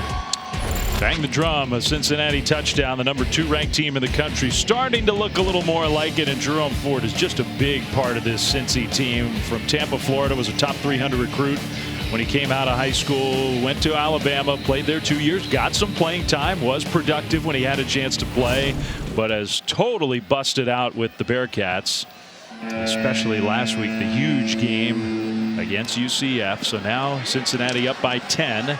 The kick return for the Midshipmen out to the 25-yard line. And for more on Jerome Ford, let's go down to Stormy. Well, Ford is a little bit of a quiet character, guys, but he's also kind of sneaky funny. He told me when he gets the football, he thinks of it as having all of the team's hopes and dreams in his hands. And so his mentality is just to run fast, don't get tackled, and to score. And clearly it worked out pretty well on that last one. All the hopes and dreams wrapped up in that little pigskin. He's going to get a lot of chances to carry the hopes and dreams of this team. They have a legitimate shot at getting into the playoff. He's very happy. The Cincinnati program has just fit him beautifully. A really talented young player. So Navy's offense now down 10, 20-10 with 7.5 minutes to go, third quarter. Not like Navy's really going to change the offensive game plan. James Harris straight ahead. They can't. No. It's one size fits all, and right now, Joel DeBlanco, inside linebacker number 41, and Javon Hicks, the safety, they are feasting. DeBlanco with 10 tackles, few tackles for losses. You know, it sounds silly to make a big deal out of it, but it's such a big difference when it's 2nd and 8 for Navy as opposed to 2nd and 6. Yep. I mean, just the difference of a couple yards on first down, second down makes a huge difference. The pitch play and the pursuit there from the Bearcats defense to drag the ball carrier down. It'll be 3rd and long. That's the speed of J. Sanders again. Look, going outside just doesn't work. They don't have anybody as fast as Sanders, and Sanders is 255 pounds. You're just not going to win, particularly to his side. And if you're going to run away from him, you got to turn somebody back to block him because he will chase you down from behind. He's one of the fastest players on the field. He's a defensive end. Yeah, it's crazy. So now 3rd and 7 for the Midshipmen, and they're going to hand the ball off straight ahead for a short gain. Ruas outside the 30, and it might be punt time for the Midshipmen. Nice stop from Cincinnati's defense. Yep, no choice. Got to kick it. And since he's starting to get into that rhythm, starting to assert themselves, the first down stop was critical. And now you're in that range where a punt and a good series by Cincy can start the snowball. Yeah, it may be rolling down the hill already. We'll see. Still a long way to go.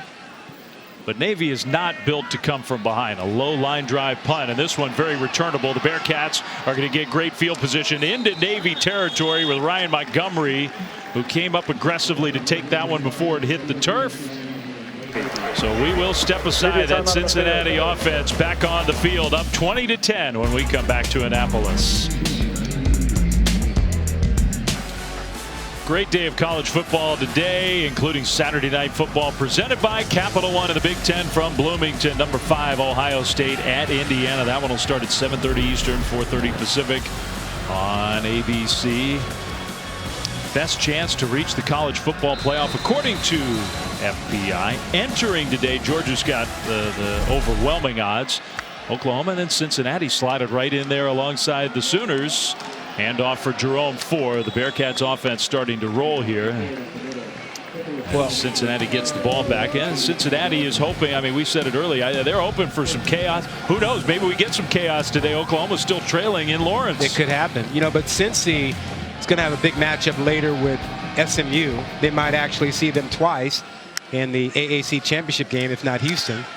And SMU's good. Ritter across the middle, incomplete. Pierce went up to catch it and got knocked away by Mikey McMorris. Good play by him. Really good play by McMorris, who is only 5'9", giving a lot up to Pierce, who's 6'3", with a huge vertical jump. When you're in a situation like this, you got to get up quickly, and he does. That's a good, clean play. You have the right to go for the ball. All good. I still think, in my view, number 2 team in the country is Alabama. Ritter will go into a slide. A little bit of contact there, but no penalty flag. And I think if the committee were putting out rankings today, I think the committee would have Alabama ahead of Cincy at number 2 because of the strength of schedule. We're going to find out, what, a week from Tuesday? We get the first of those committee playoff rankings. Very big, important data set. I think the committee will have Cincy in the top 4 if everything stays as it is. I just think the committee will have Alabama at number 2, even with the 1 loss. 3rd and 8 for the Bearcats. Some pressure comes. Ritter gets hit, throws it up, and it's incomplete.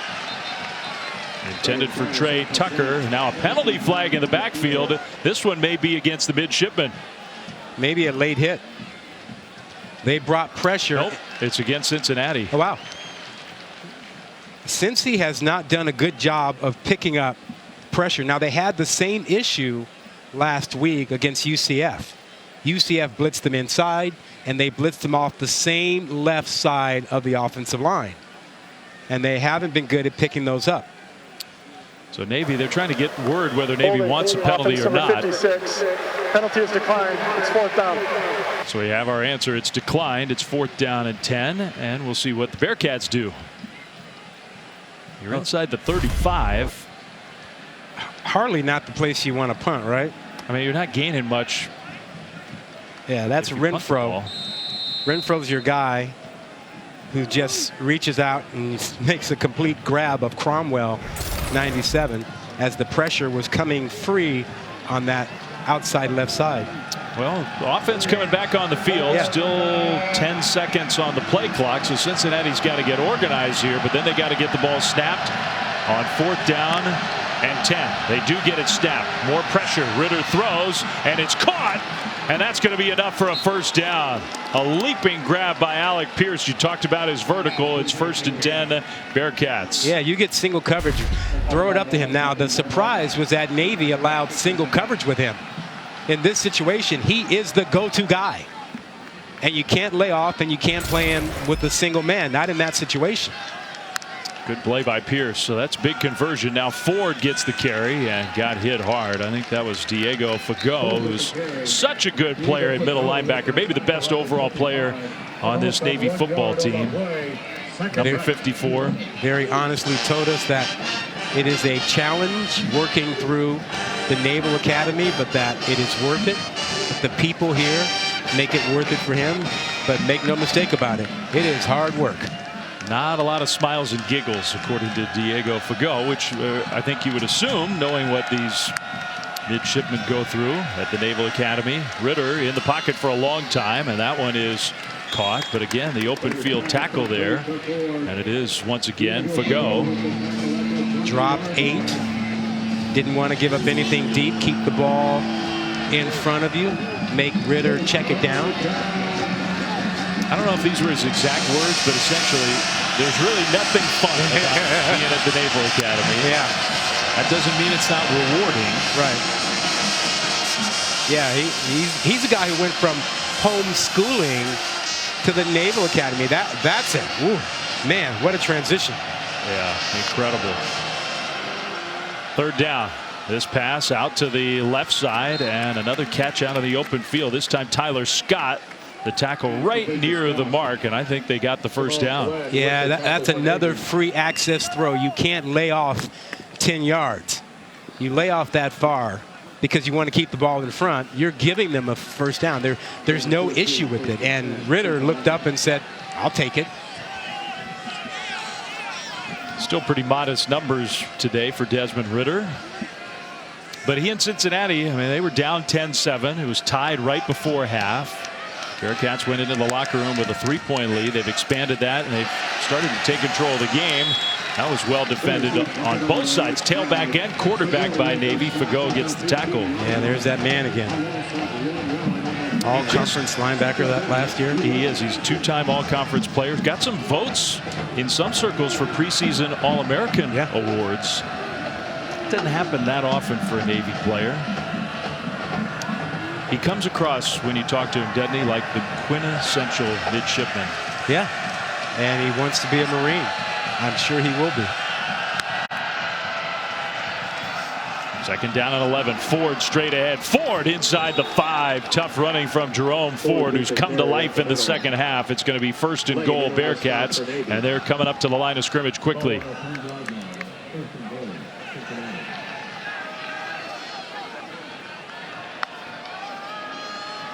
Ritter keeps it, dumps it short, tight end Wiley, touchdown.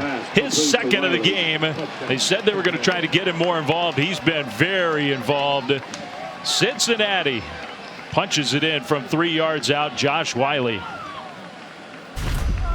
Nice, easy play. They've been running that split zone action all day where the tight end comes across Wiley, and this time he just dumped the ball to him.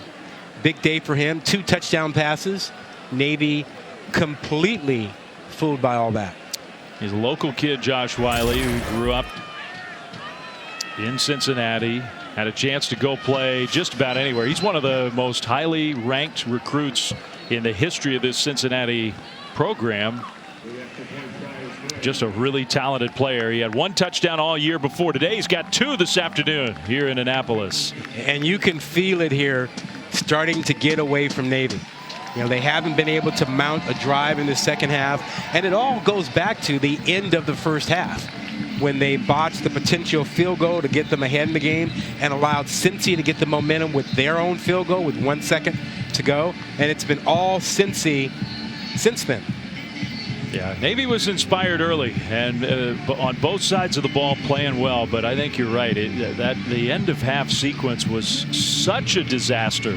I mean, you figure it's only about a 6-point swing if you think you're going to make a reasonable field goal. Instead, you give up the field goal, but it felt like more than it's that. The mentality. It's that you outplayed them for the first half and you go in down when you should have gone in at least tied and probably ahead by 3.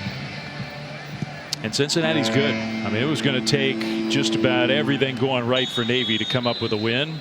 Fair catch on the kickoff, so the Midshipmen will get the ball back. First, let's check in studio with Kevin. All right, Flem, after Oklahoma cut it to 10-7, Kansas answers E. 4th and 1, it's Devin Neal. Big boy football clearing the path, but then Oklahoma answers. Watch this RPO, drag it out. Really good shot there. Dangerous throw. Caleb Williams to Jeremiah Hall. 17-14, Kansas. Flem. Well, unlike in this game, Kevin and Eric, I mean, the Jayhawks go to the fourth quarter still feeling like, hey, we got a chance to pull off what would be a monumental upset. This would have been, and I'm not saying there's no chance left, but for Navy now down 17, final minute of the third quarter, the chances are starting to slip away. Well, if Navy doesn't mount a drive now, I'm going to say chance is over. Yeah. They need to answer.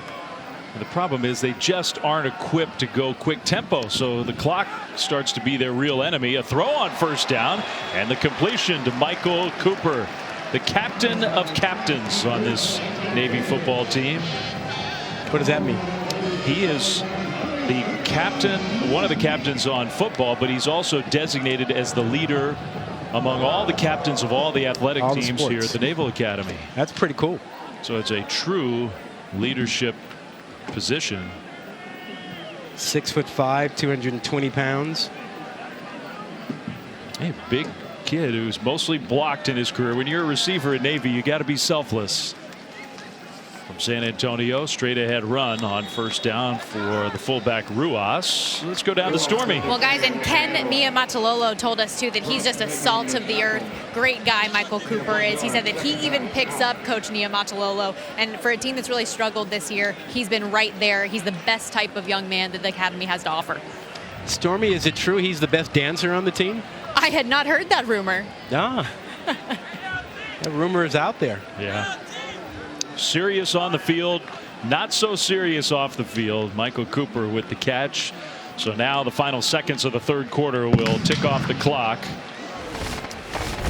Navy controlled the first half largely. Cincinnati controlled the third quarter. 2 touchdowns for the Bearcats. Jerome Ford with some big plays on the ground. Josh Wiley, who's got a couple touchdowns today. The tight end for the Bearcats. We go to quarter number 4.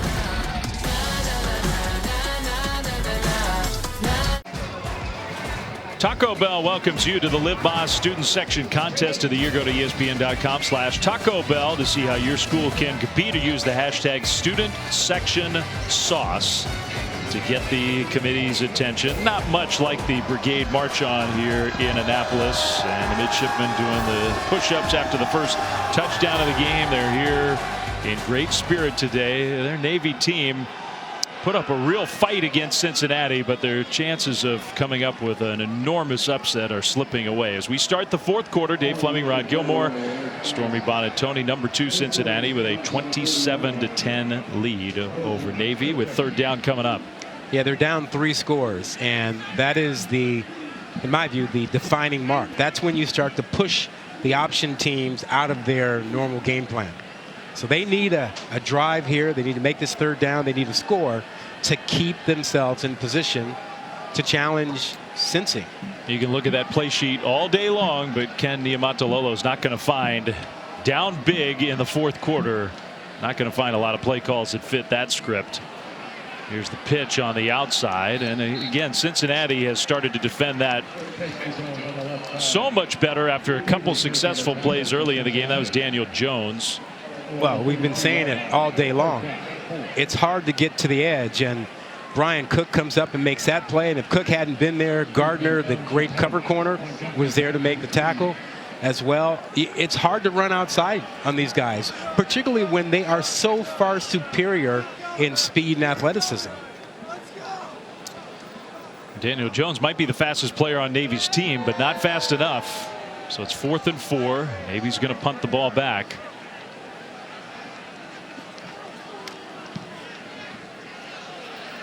Better punt here, sending Montgomery back, and he'll get tackled at about the 15. Now a penalty flag is down. Back closer to the original line of scrimmage.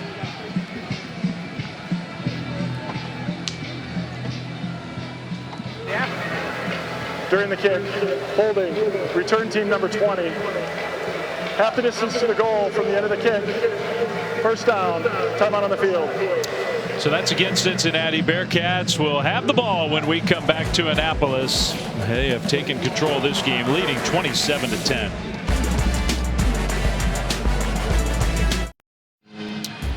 Well, we did want to spotlight a very important person in the history of Navy football, Navy athletics. The first African-American to play football here at the Naval Academy, Calvin Huey.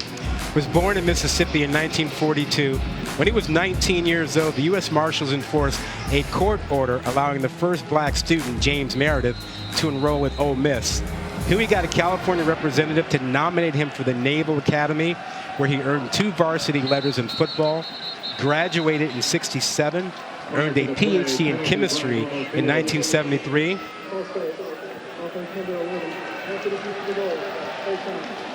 Huey served in the Navy until '97 and passed away at 75 in 2018. And you can see how the numbers have grown over the years for the Naval Academy, becoming more diverse.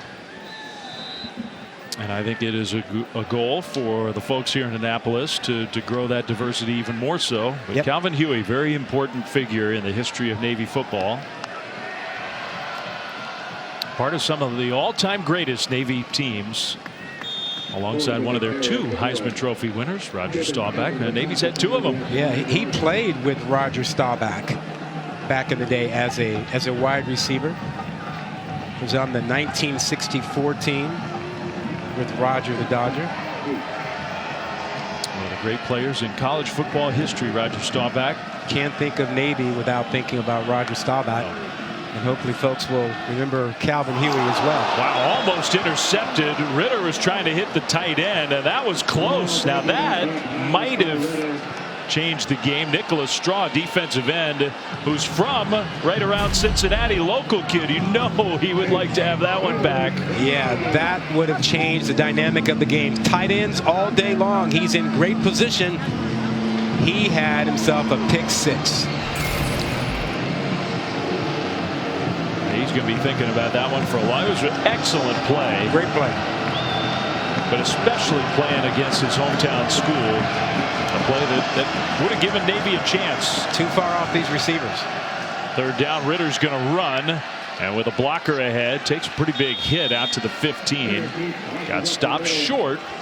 So Navy gets the stop. It's 4th down coming up. And I would assume that Luke Fickell doesn't want to take any chances with a big lead. Why would you? I was surprised that they didn't throw it because Navy was playing so soft.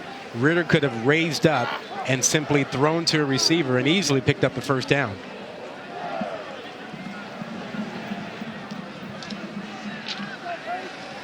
Well, it's not been an explosive day. I mean, this is a Cincinnati team that for the first time in program history is coming off back-to-back games with 50 or more points. A much different feeling game today for the Cincinnati offense. Still in control. Bearcats punt, fair catch. Navy gets the ball back. How do you feel about this 4th quarter? I got a question for you when we come back about how Cincy plays this 4th quarter. All right. Style points, son. Good transition Style points. To the break. That's a little tease. 27-10. We'll be right back. Kevin and Eric in studio. Wake Army has been bonkers. Eric, Sam Hartman here to Keyshawn Williams. That slow riding RPO, and then Caleb Williams does the rest. Really a great job by Sam riding that thing out, getting the defense to come forward. 6 points later, here we are. Army, though, has just scored. Flem, it's a 1-touchdown game.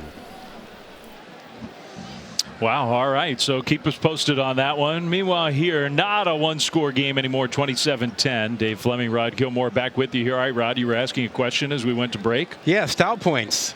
You feel like you need them. If you're Cincy, we want dominance, but style points become a little controversial. Yeah, I mean, I don't know if I feel like they need style points. I think they need to win and win convincingly. How that looks, I'm not sure. I think sort of the point of the discussion is Cincinnati is in a rare position. I mean, they have a good chance this year to be the first Group of 5 team to make the college football playoff. But the schedule's not going to provide a ton of opportunities remaining. Nope. With an injured player down on the field, the schedule's not going to provide a lot of opportunities for Cincinnati to come up with signature wins. So they need to win and win impressively in order to make their case. Well, they need game control, too, and they haven't had game control today. They didn't control the first half. You know, they're starting to take control of the second half, but you look at that schedule, and the public is going to look at it and say, well, you should dominate these teams. You're not going to have a big game, a close game, until maybe SMU. Yeah, and I mean, not even the public. How about the computers? I mean, if the computers are a big factor for the playoff committee.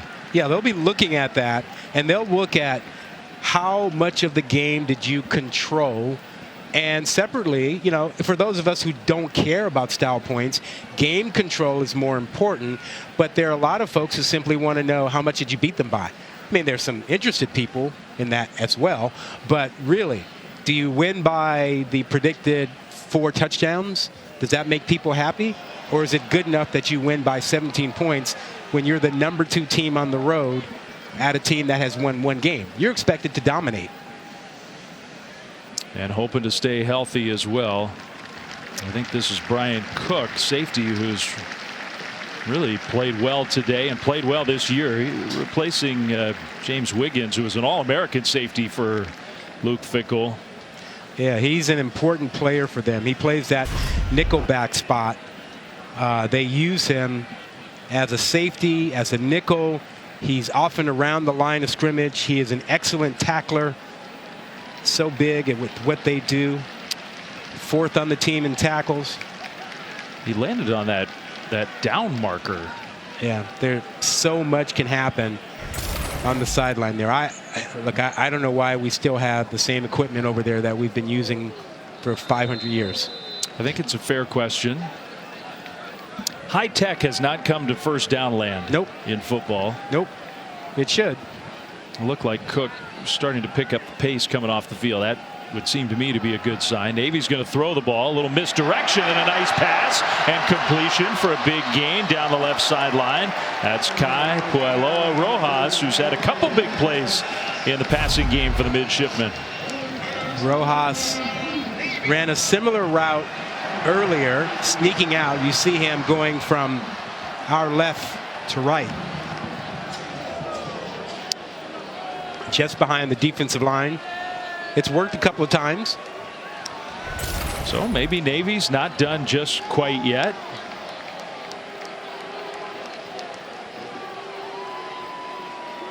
Lavatai keeps it on the option. That was a good decision inside the 30, down close to the 26. That's the best read he's made on that situation, where you've got Cincy flowing to the outside, taking away the pitch, and instead of just pitching right into it, he turned it up. That's a really smart play, smart decision there.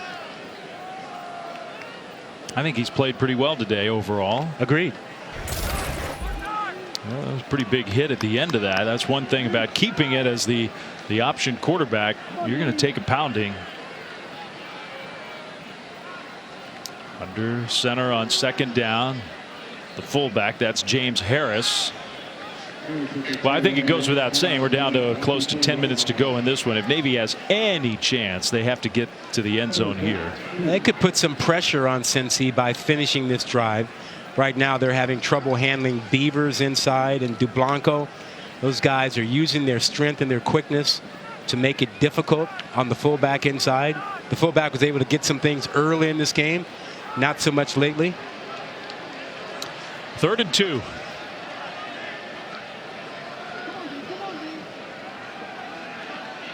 Another option play. Lavatai gets the first down inside the 20. Navy on the move. You know, when we talk about what's wrong with the Navy offense, the quarterback play, the quarterback segment of the option has not been as explosive as it has been in the past. And you would expect that with an inexperienced guy who didn't run the option in high school. He's got to get 100% comfortable with the reads. They've got to become more natural for him. Yeah, and you can totally, what you're saying is so true. You can totally understand why it's not natural yet. But that is the missing piece in a lot of ways for this Navy offense. They believe it's going to come. Well, and you can do it all you want in practice.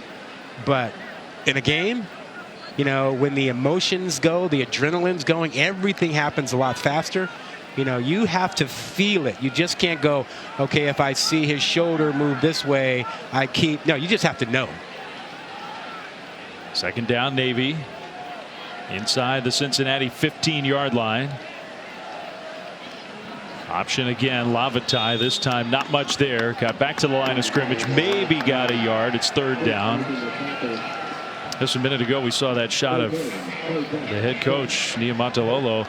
Not often you see a Navy head coach giving the come on, speed it up, let's go, a little quicker sign. That doesn't happen very often here. But that clock is not the friend of the Midshipmen. Not unless they can score quickly here and get a quick stop. Lavatai again keeps it down to the 10. Well, I mean, Navy could kick the field goal here. Looks like that's what they're going to decide to do. I mean, there's no real good decision. No, that's the smart play. Cut it to a 2-score game. And think about what your options are. Do you want to take another chance and do an onside kick or a pooch kick as they've done earlier in the game? Or do you want to try and send your defense out to get a quick 3 and out? So the field goal, 27-yard attempt coming up. Kick is up, and this one is good. Penalty flag at the end of the play. So a flag thrown. Looked to me like it came in pretty late. See what the call is.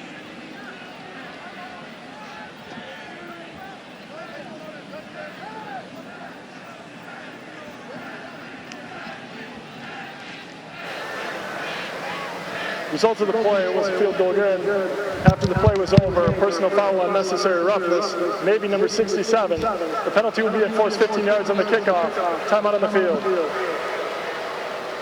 Okay, so the lead is down to 14 for the number 2 ranked team in the country. And we will take a timeout here from Annapolis. 27-13 the score with 7:34 to go.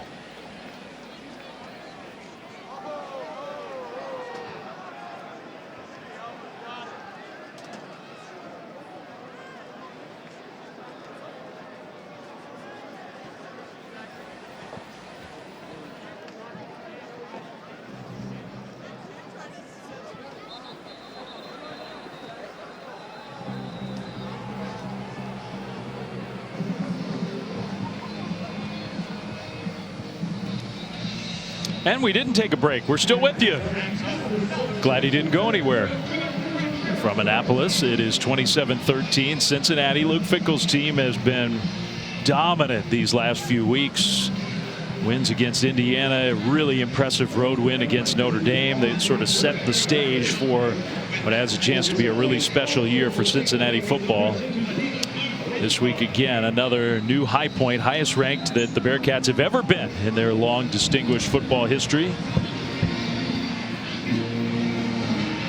But this has not been as dominant of a performance, and you got to give Navy some credit for that. Now Navy has to kick off here from the 20 after the penalty, so they're going to kind of pooch it short, but this is returnable. So much for the onside kick possibility. That penalty really changed the equation. The Bearcats will have it right near midfield, up by 14. Can Navy get a stop? They need one badly. Well, tonight on Top Rank Boxing, live from Atlanta, main event, Jamel Herring against undefeated Shakur Stevenson for the junior lightweight title, plus Muhammad Ali's grandson Nico back in the ring. Main card starts at 10:30 Eastern, 7:30 Pacific on ESPN, ESPN Deportes, and the ESPN app. Joe Tessitore will be there, and nobody knows more and is more insightful on boxing than Joe Tess. Loves it. I love watching him do it. 7:26 to go here. So you're looking for a stop from the Naval Academy.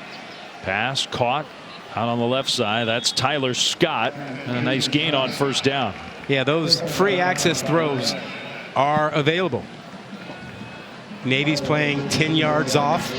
All Ritter has to do is raise up and throw it. In a way, Cincinnati could have probably taken more advantage of that today. Oh, without a doubt. Without a doubt. He just looked to this side, and now they're trying to move up and try and take that away. But you just can't give that to a quarterback like Ritter. If he wants it, he could take it all day long, and they probably should have. I would think Cincinnati would be very happy just to let the play clock wind down before they snap every play. Ford, basically no gain. It'll be third down.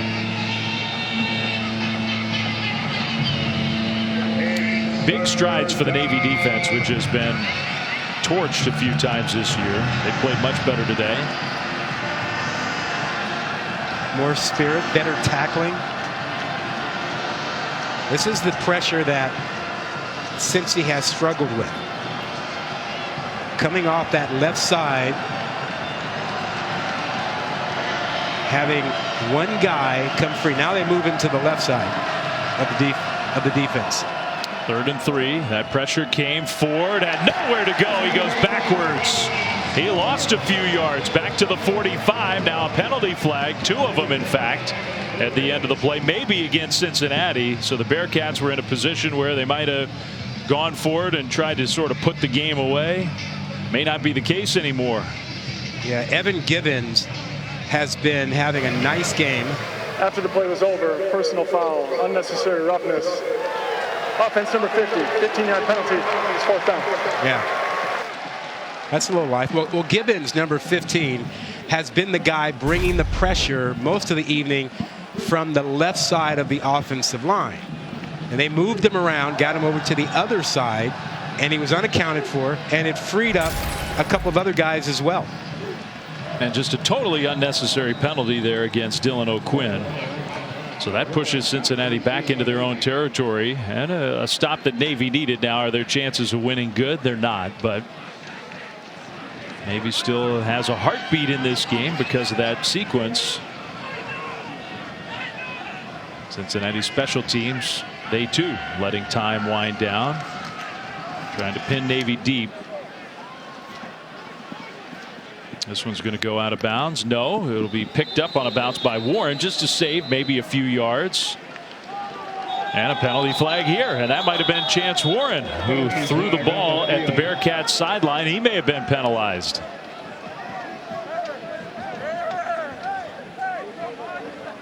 Can't do that. Chance Warren, one of the team leaders. Captain. One of the guys who wants to be a Navy pilot. After the play was over, unsportsmanlike conduct, Navy number 0, his first of the game. After the distance to the goal, 1st down, timeout on the field. That'll get you kicked out of the Top Gun school too. Not good. So Navy, after the stop, won't have good field position after this taunting penalty against Chance Warren, but the Midshipmen get the ball back when we return to Annapolis.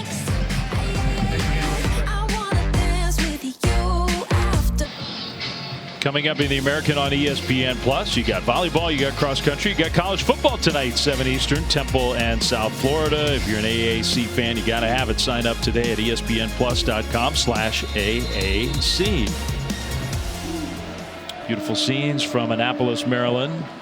Navy down 2 touchdowns, poor field position, will run the ball on 1st down, and they have to hurry. They have to hurry, but they still have to be who they are. You know, they can't just drop back and start throwing it. I would expect the game plan to be, look, let's just worry about getting this first score and as quickly as we can, and then an onside kick. That's probably the only path to a win for the Midshipmen, who played a great first half, really controlled most of the first half. It was tied late. They really did not handle the end of half sequence on either side very well. So the Bearcats of Cincinnati went into the locker room leading 13-10. Cincinnati totally dominated the 3rd quarter. In the 4th quarter, Navy's played well again, but maybe too little too late. Well, give the Navy defense a lot of credit. You know, to come in and hold a Cincinnati team to 27 points so far in this ball game. I mean, Cincinnati has 272 yards of offense. Yeah, it's not like it's been fluky. You know, they've tackled well. They've disguised their pressures well. They've made it difficult for Ritter. They made him uncomfortable. They got to him a couple times. Lavatai under center will pitch it out left side. The Bearcats have defended that so well, and the big hit on the perimeter there. I don't know. I guess you got to try it every now and then, but have you seen it work? Early in the game, it worked maybe a time or two in the 1st quarter. They had the one counter that worked to get to the edge, but when you just straight go to the perimeter, these guys are so well coordinated. If I've got the outside, I stay outside, and I trust that my guy who has the inside is coming inside to outside. They do not mess that up. 3rd scoring defense. Well, Navy's trying it again, and again the Bearcats wasn't quite as perfect, but still well defended, short of the 1st down. Yeah. So Navy's got 4th down and 5 here, deep in their own territory with 3.5 minutes to go. No choice but to go for it. Yep. But again, back to the edge, and Pace was in perfect position. He had to replace the corner who took off in man coverage. So the edge, they always secure the edge. The reason they're the 3rd best scoring defense in all of college football. Back to pass on 4th down. That throw is right there. Completed for a 1st down and plenty more. Ty Lavatai, he has made some good throws. That's not 50 yards down the field, but that was right on the money to Chance Warren. It's the same little delay circle route they've run all game, and it's been there. Allow the defensive line to make a little pressure, get in behind them, and just come across the middle of the field, and you're wide open. He's 8 of 9 throwing the ball. That's pretty impressive. That's only 83 yards. He's going to throw it here, and that one was caught, I think. Yeah, it did not hit the turf to the 45. Navy's got to go.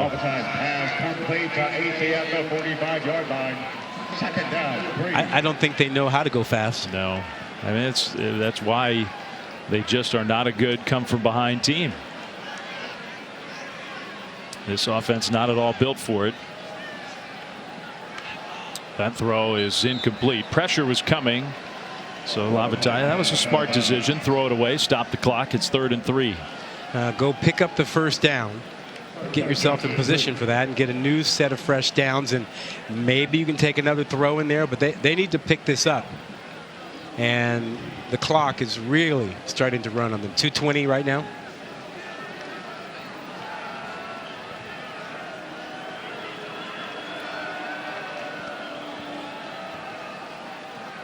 Another pitch, and Warren gets upended, tackled short of the line of scrimmage. Ty Van Vossen's made some nice plays here in the 4th quarter, especially. It's 4th down. Navy stops the clock.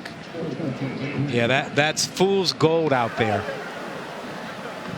Timeout, Navy.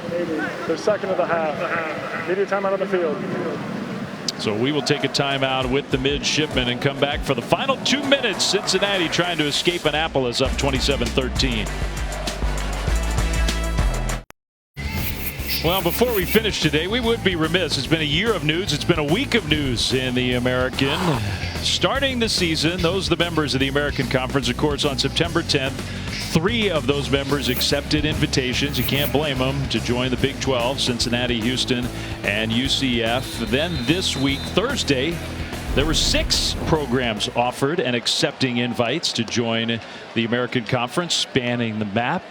So this conference in a couple of years is going to look a lot different. That was 4th down. Navy converts to midfield with just about 2 minutes to go in this one. Down 2 touchdowns. Chances are slim for the Midshipmen, despite the way that they played today against the number 2 ranked Bearcats of Cincinnati. I like the move that the AAC made. I thought under the circumstances it was the best move they could have made. They still have a presence in Florida and a presence in Texas, 2 football big areas. Yeah, USF is remaining, but you're right. It sort of adds another Florida team for a potential rivalry in FAU. You get North Texas and Rice to join SMU in the state of Texas. Listen, and there are a lot of good football players in the state of Texas and Florida, and that helps with that pipeline to have that connection to bring a couple more teams in. UAB and Memphis has a chance to be. I mean, they've played a lot over the years. That could be a rivalry in the American Conference. Yeah. No date set yet. Under the circumstances, it was the best thing they could have done. Lavatai gets dragged down here on 2nd down, going backwards with the clock running. Curtis Brooks has made some big plays for the Cincinnati defense.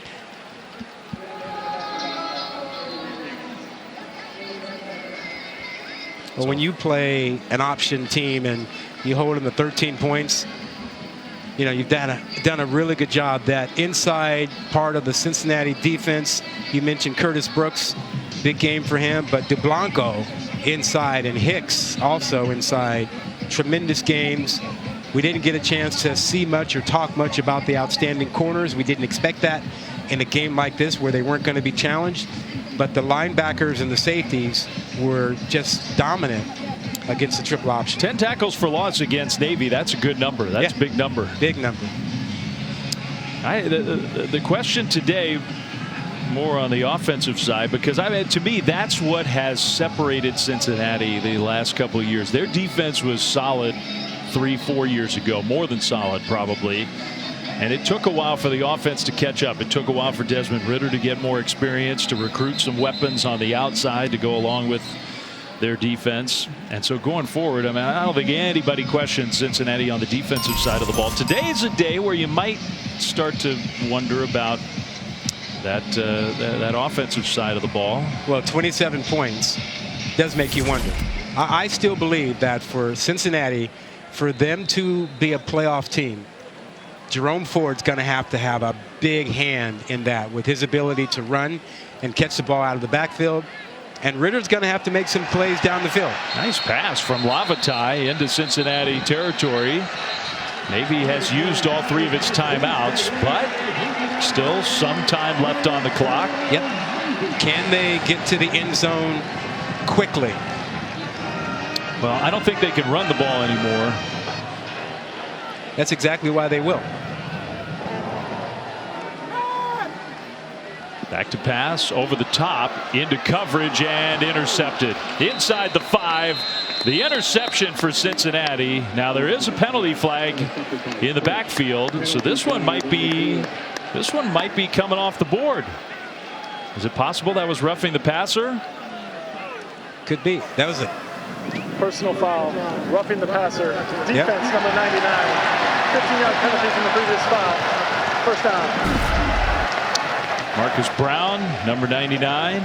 Yeah, Marcus Brown gets in there. Yep, anytime you get up around the head, that's an automatic.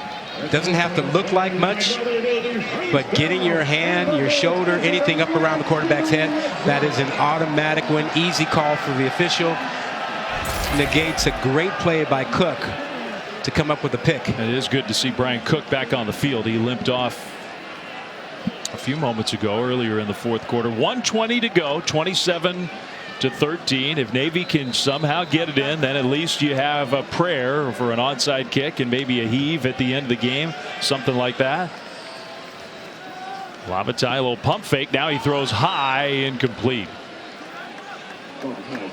You know, they just don't have enough in their passing attack. Now, you may recall that earlier this season, they fired an assistant coach who was in charge of their run-pass option game.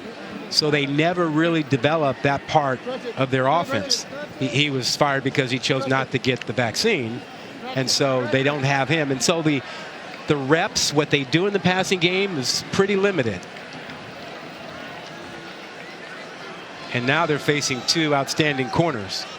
Yeah, not easy to complete passes against those corners. Penalty flags thrown. That was Ahmad Gardner with the coverage. The pass was caught by Cooper out of bounds, but that was a lot of flags all in the same area. Everybody was throwing the flag out there. Cooper is 6'5", and Gardner has not given up a touchdown in his career. Pass interference. Defense number 1. 15-yard penalty. Correction. The ball be placed at the 2-yard line. First down. Wow. All right, so Navy has it. Now they're down 2 touchdowns, not 1. This would be a lot more dramatic if this were a 1-score game, but with a minute 11 to go. Well, if they can push this one in quickly and recover an onside kick, you've got some late game drama. At least there will be the possibility. If they get this and recover an onside kick, they'll get a chance to throw it into the end zone. Lavatai under center here, and he will keep it, try to push it in. He didn't get there, so now the clock moves and Navy doesn't have a timeout. Navy's got to get lined up. Got to move faster than that. From the 1. Got to move faster than that. Lavatai dives in. Touchdown, Navy. Game not quite over. 50 seconds to go. You got to believe that folks around the country seeing this score is wondering, is Cincy the number 2 team in the country? Does the number 2 team in the country go to Navy, a team that's 1-5, and eke out maybe at best a 7-point win? I mean, Navy with that drive, they have outgained the Bearcats today, 307 yards to 272. That took 16 plays, but they get it in. The extra point is up and good. So it does set up, at the very least, some drama on the kickoff. Exactly. You've got a shot with an onside kick. Now, how do you want to play that? Do you want to go for a true onside kick? Do you want to drill it at one of the up men? Do you want to pooch it over the head of that first line and hope that you can recover it? But just stepping back again from the big picture, however this turns out, let's assume that Cincy hangs on here, there will be a lot of people looking at this going, they weren't dominant. They were favored by 28 points. They didn't control the game in the first half. Here we are in the second quarter, and they're hanging on. And that's not a great look when you are trying to sell the public and the committee that you are a generational group of 5 team that deserves to be in the playoff. There are only a few people for whom that really opinion actually matters, but they're very important. Daniel Davies is going to be the guy, the holder, the punter, who's going to be the onside kick specialist here. Navy has to recover. If they don't, the game's going to be over. But they're only down 7 with 50 seconds to go. Pooch it over the head of that first line. It doesn't look like that's what they're set up for, but they have tried a couple different style kickoffs in this game. All right, so here we go.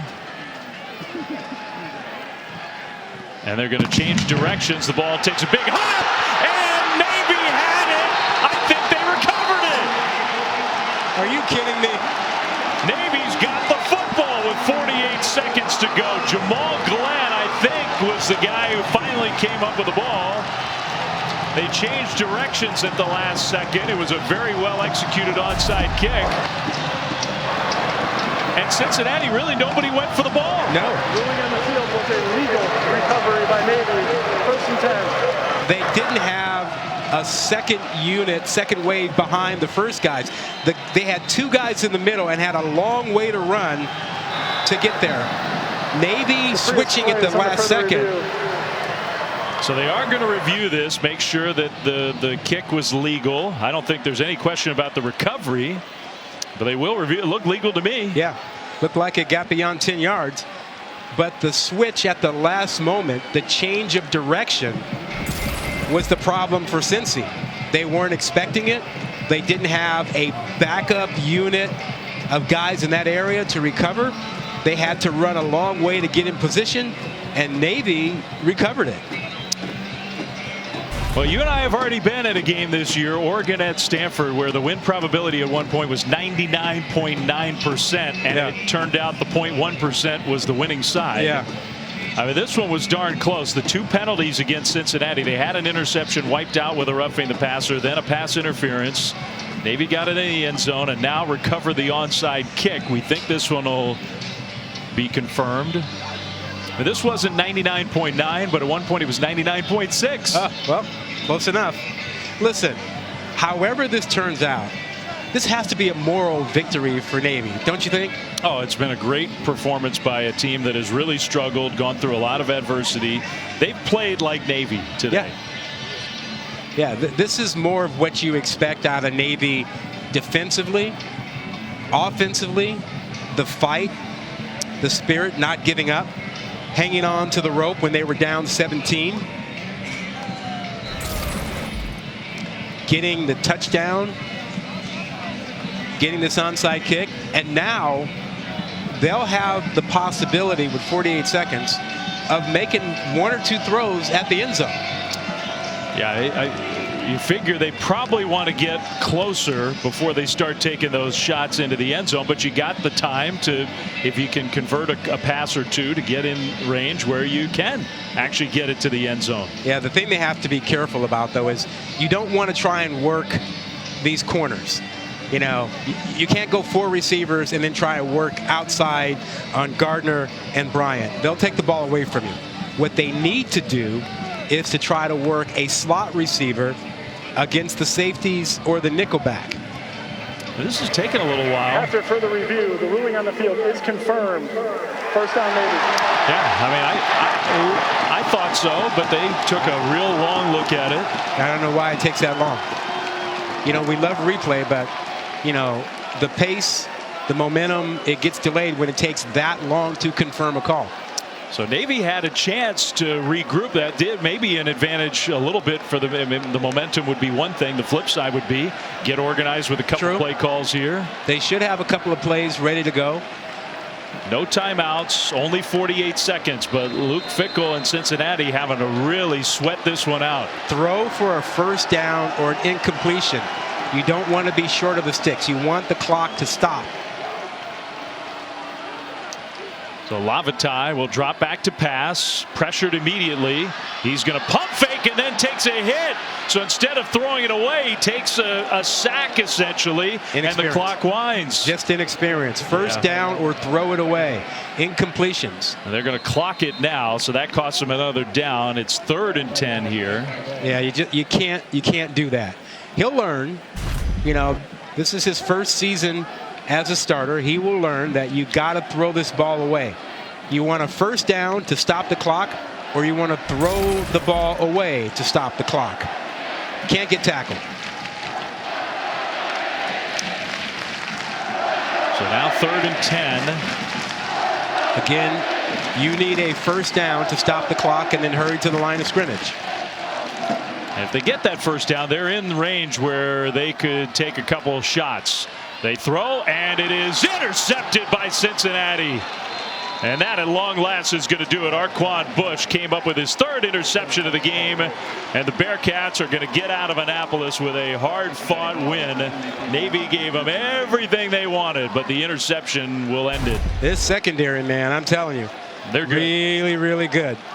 And this is not what Navy does really, really well. But defending the pass, Cincy does really, really well. There was never a window there. Bush ran the route better than Warren did. So now Cincinnati will just take a knee. Victory formation can mean different things in different circumstances. For Cincinnati, a big exhale, I think. Highest ranking in school history. Blowout wins, total blowout wins the last 2 weeks. This game was much different. Surviving and advancing. There'll be a lot of people critical that, hey, they didn't win by the margin of victory expected, but it's a win. They remain undefeated. You're going to have some games like this. They move on. So Luke Fickell and Cincinnati stay undefeated. Great effort from the Midshipmen, but they fall a touchdown short. The Bearcats win. The number 2 ranked team in the country gets a conference win over Navy. For Rod Gilmore, for Stormy Bonatoni, for Joe Taylor, for Mike Griffin, for our whole studio, Dave Fleming saying so long here from Annapolis. Great day of college football. A lot more still to come. Let's go to Kevin and Eric in studio.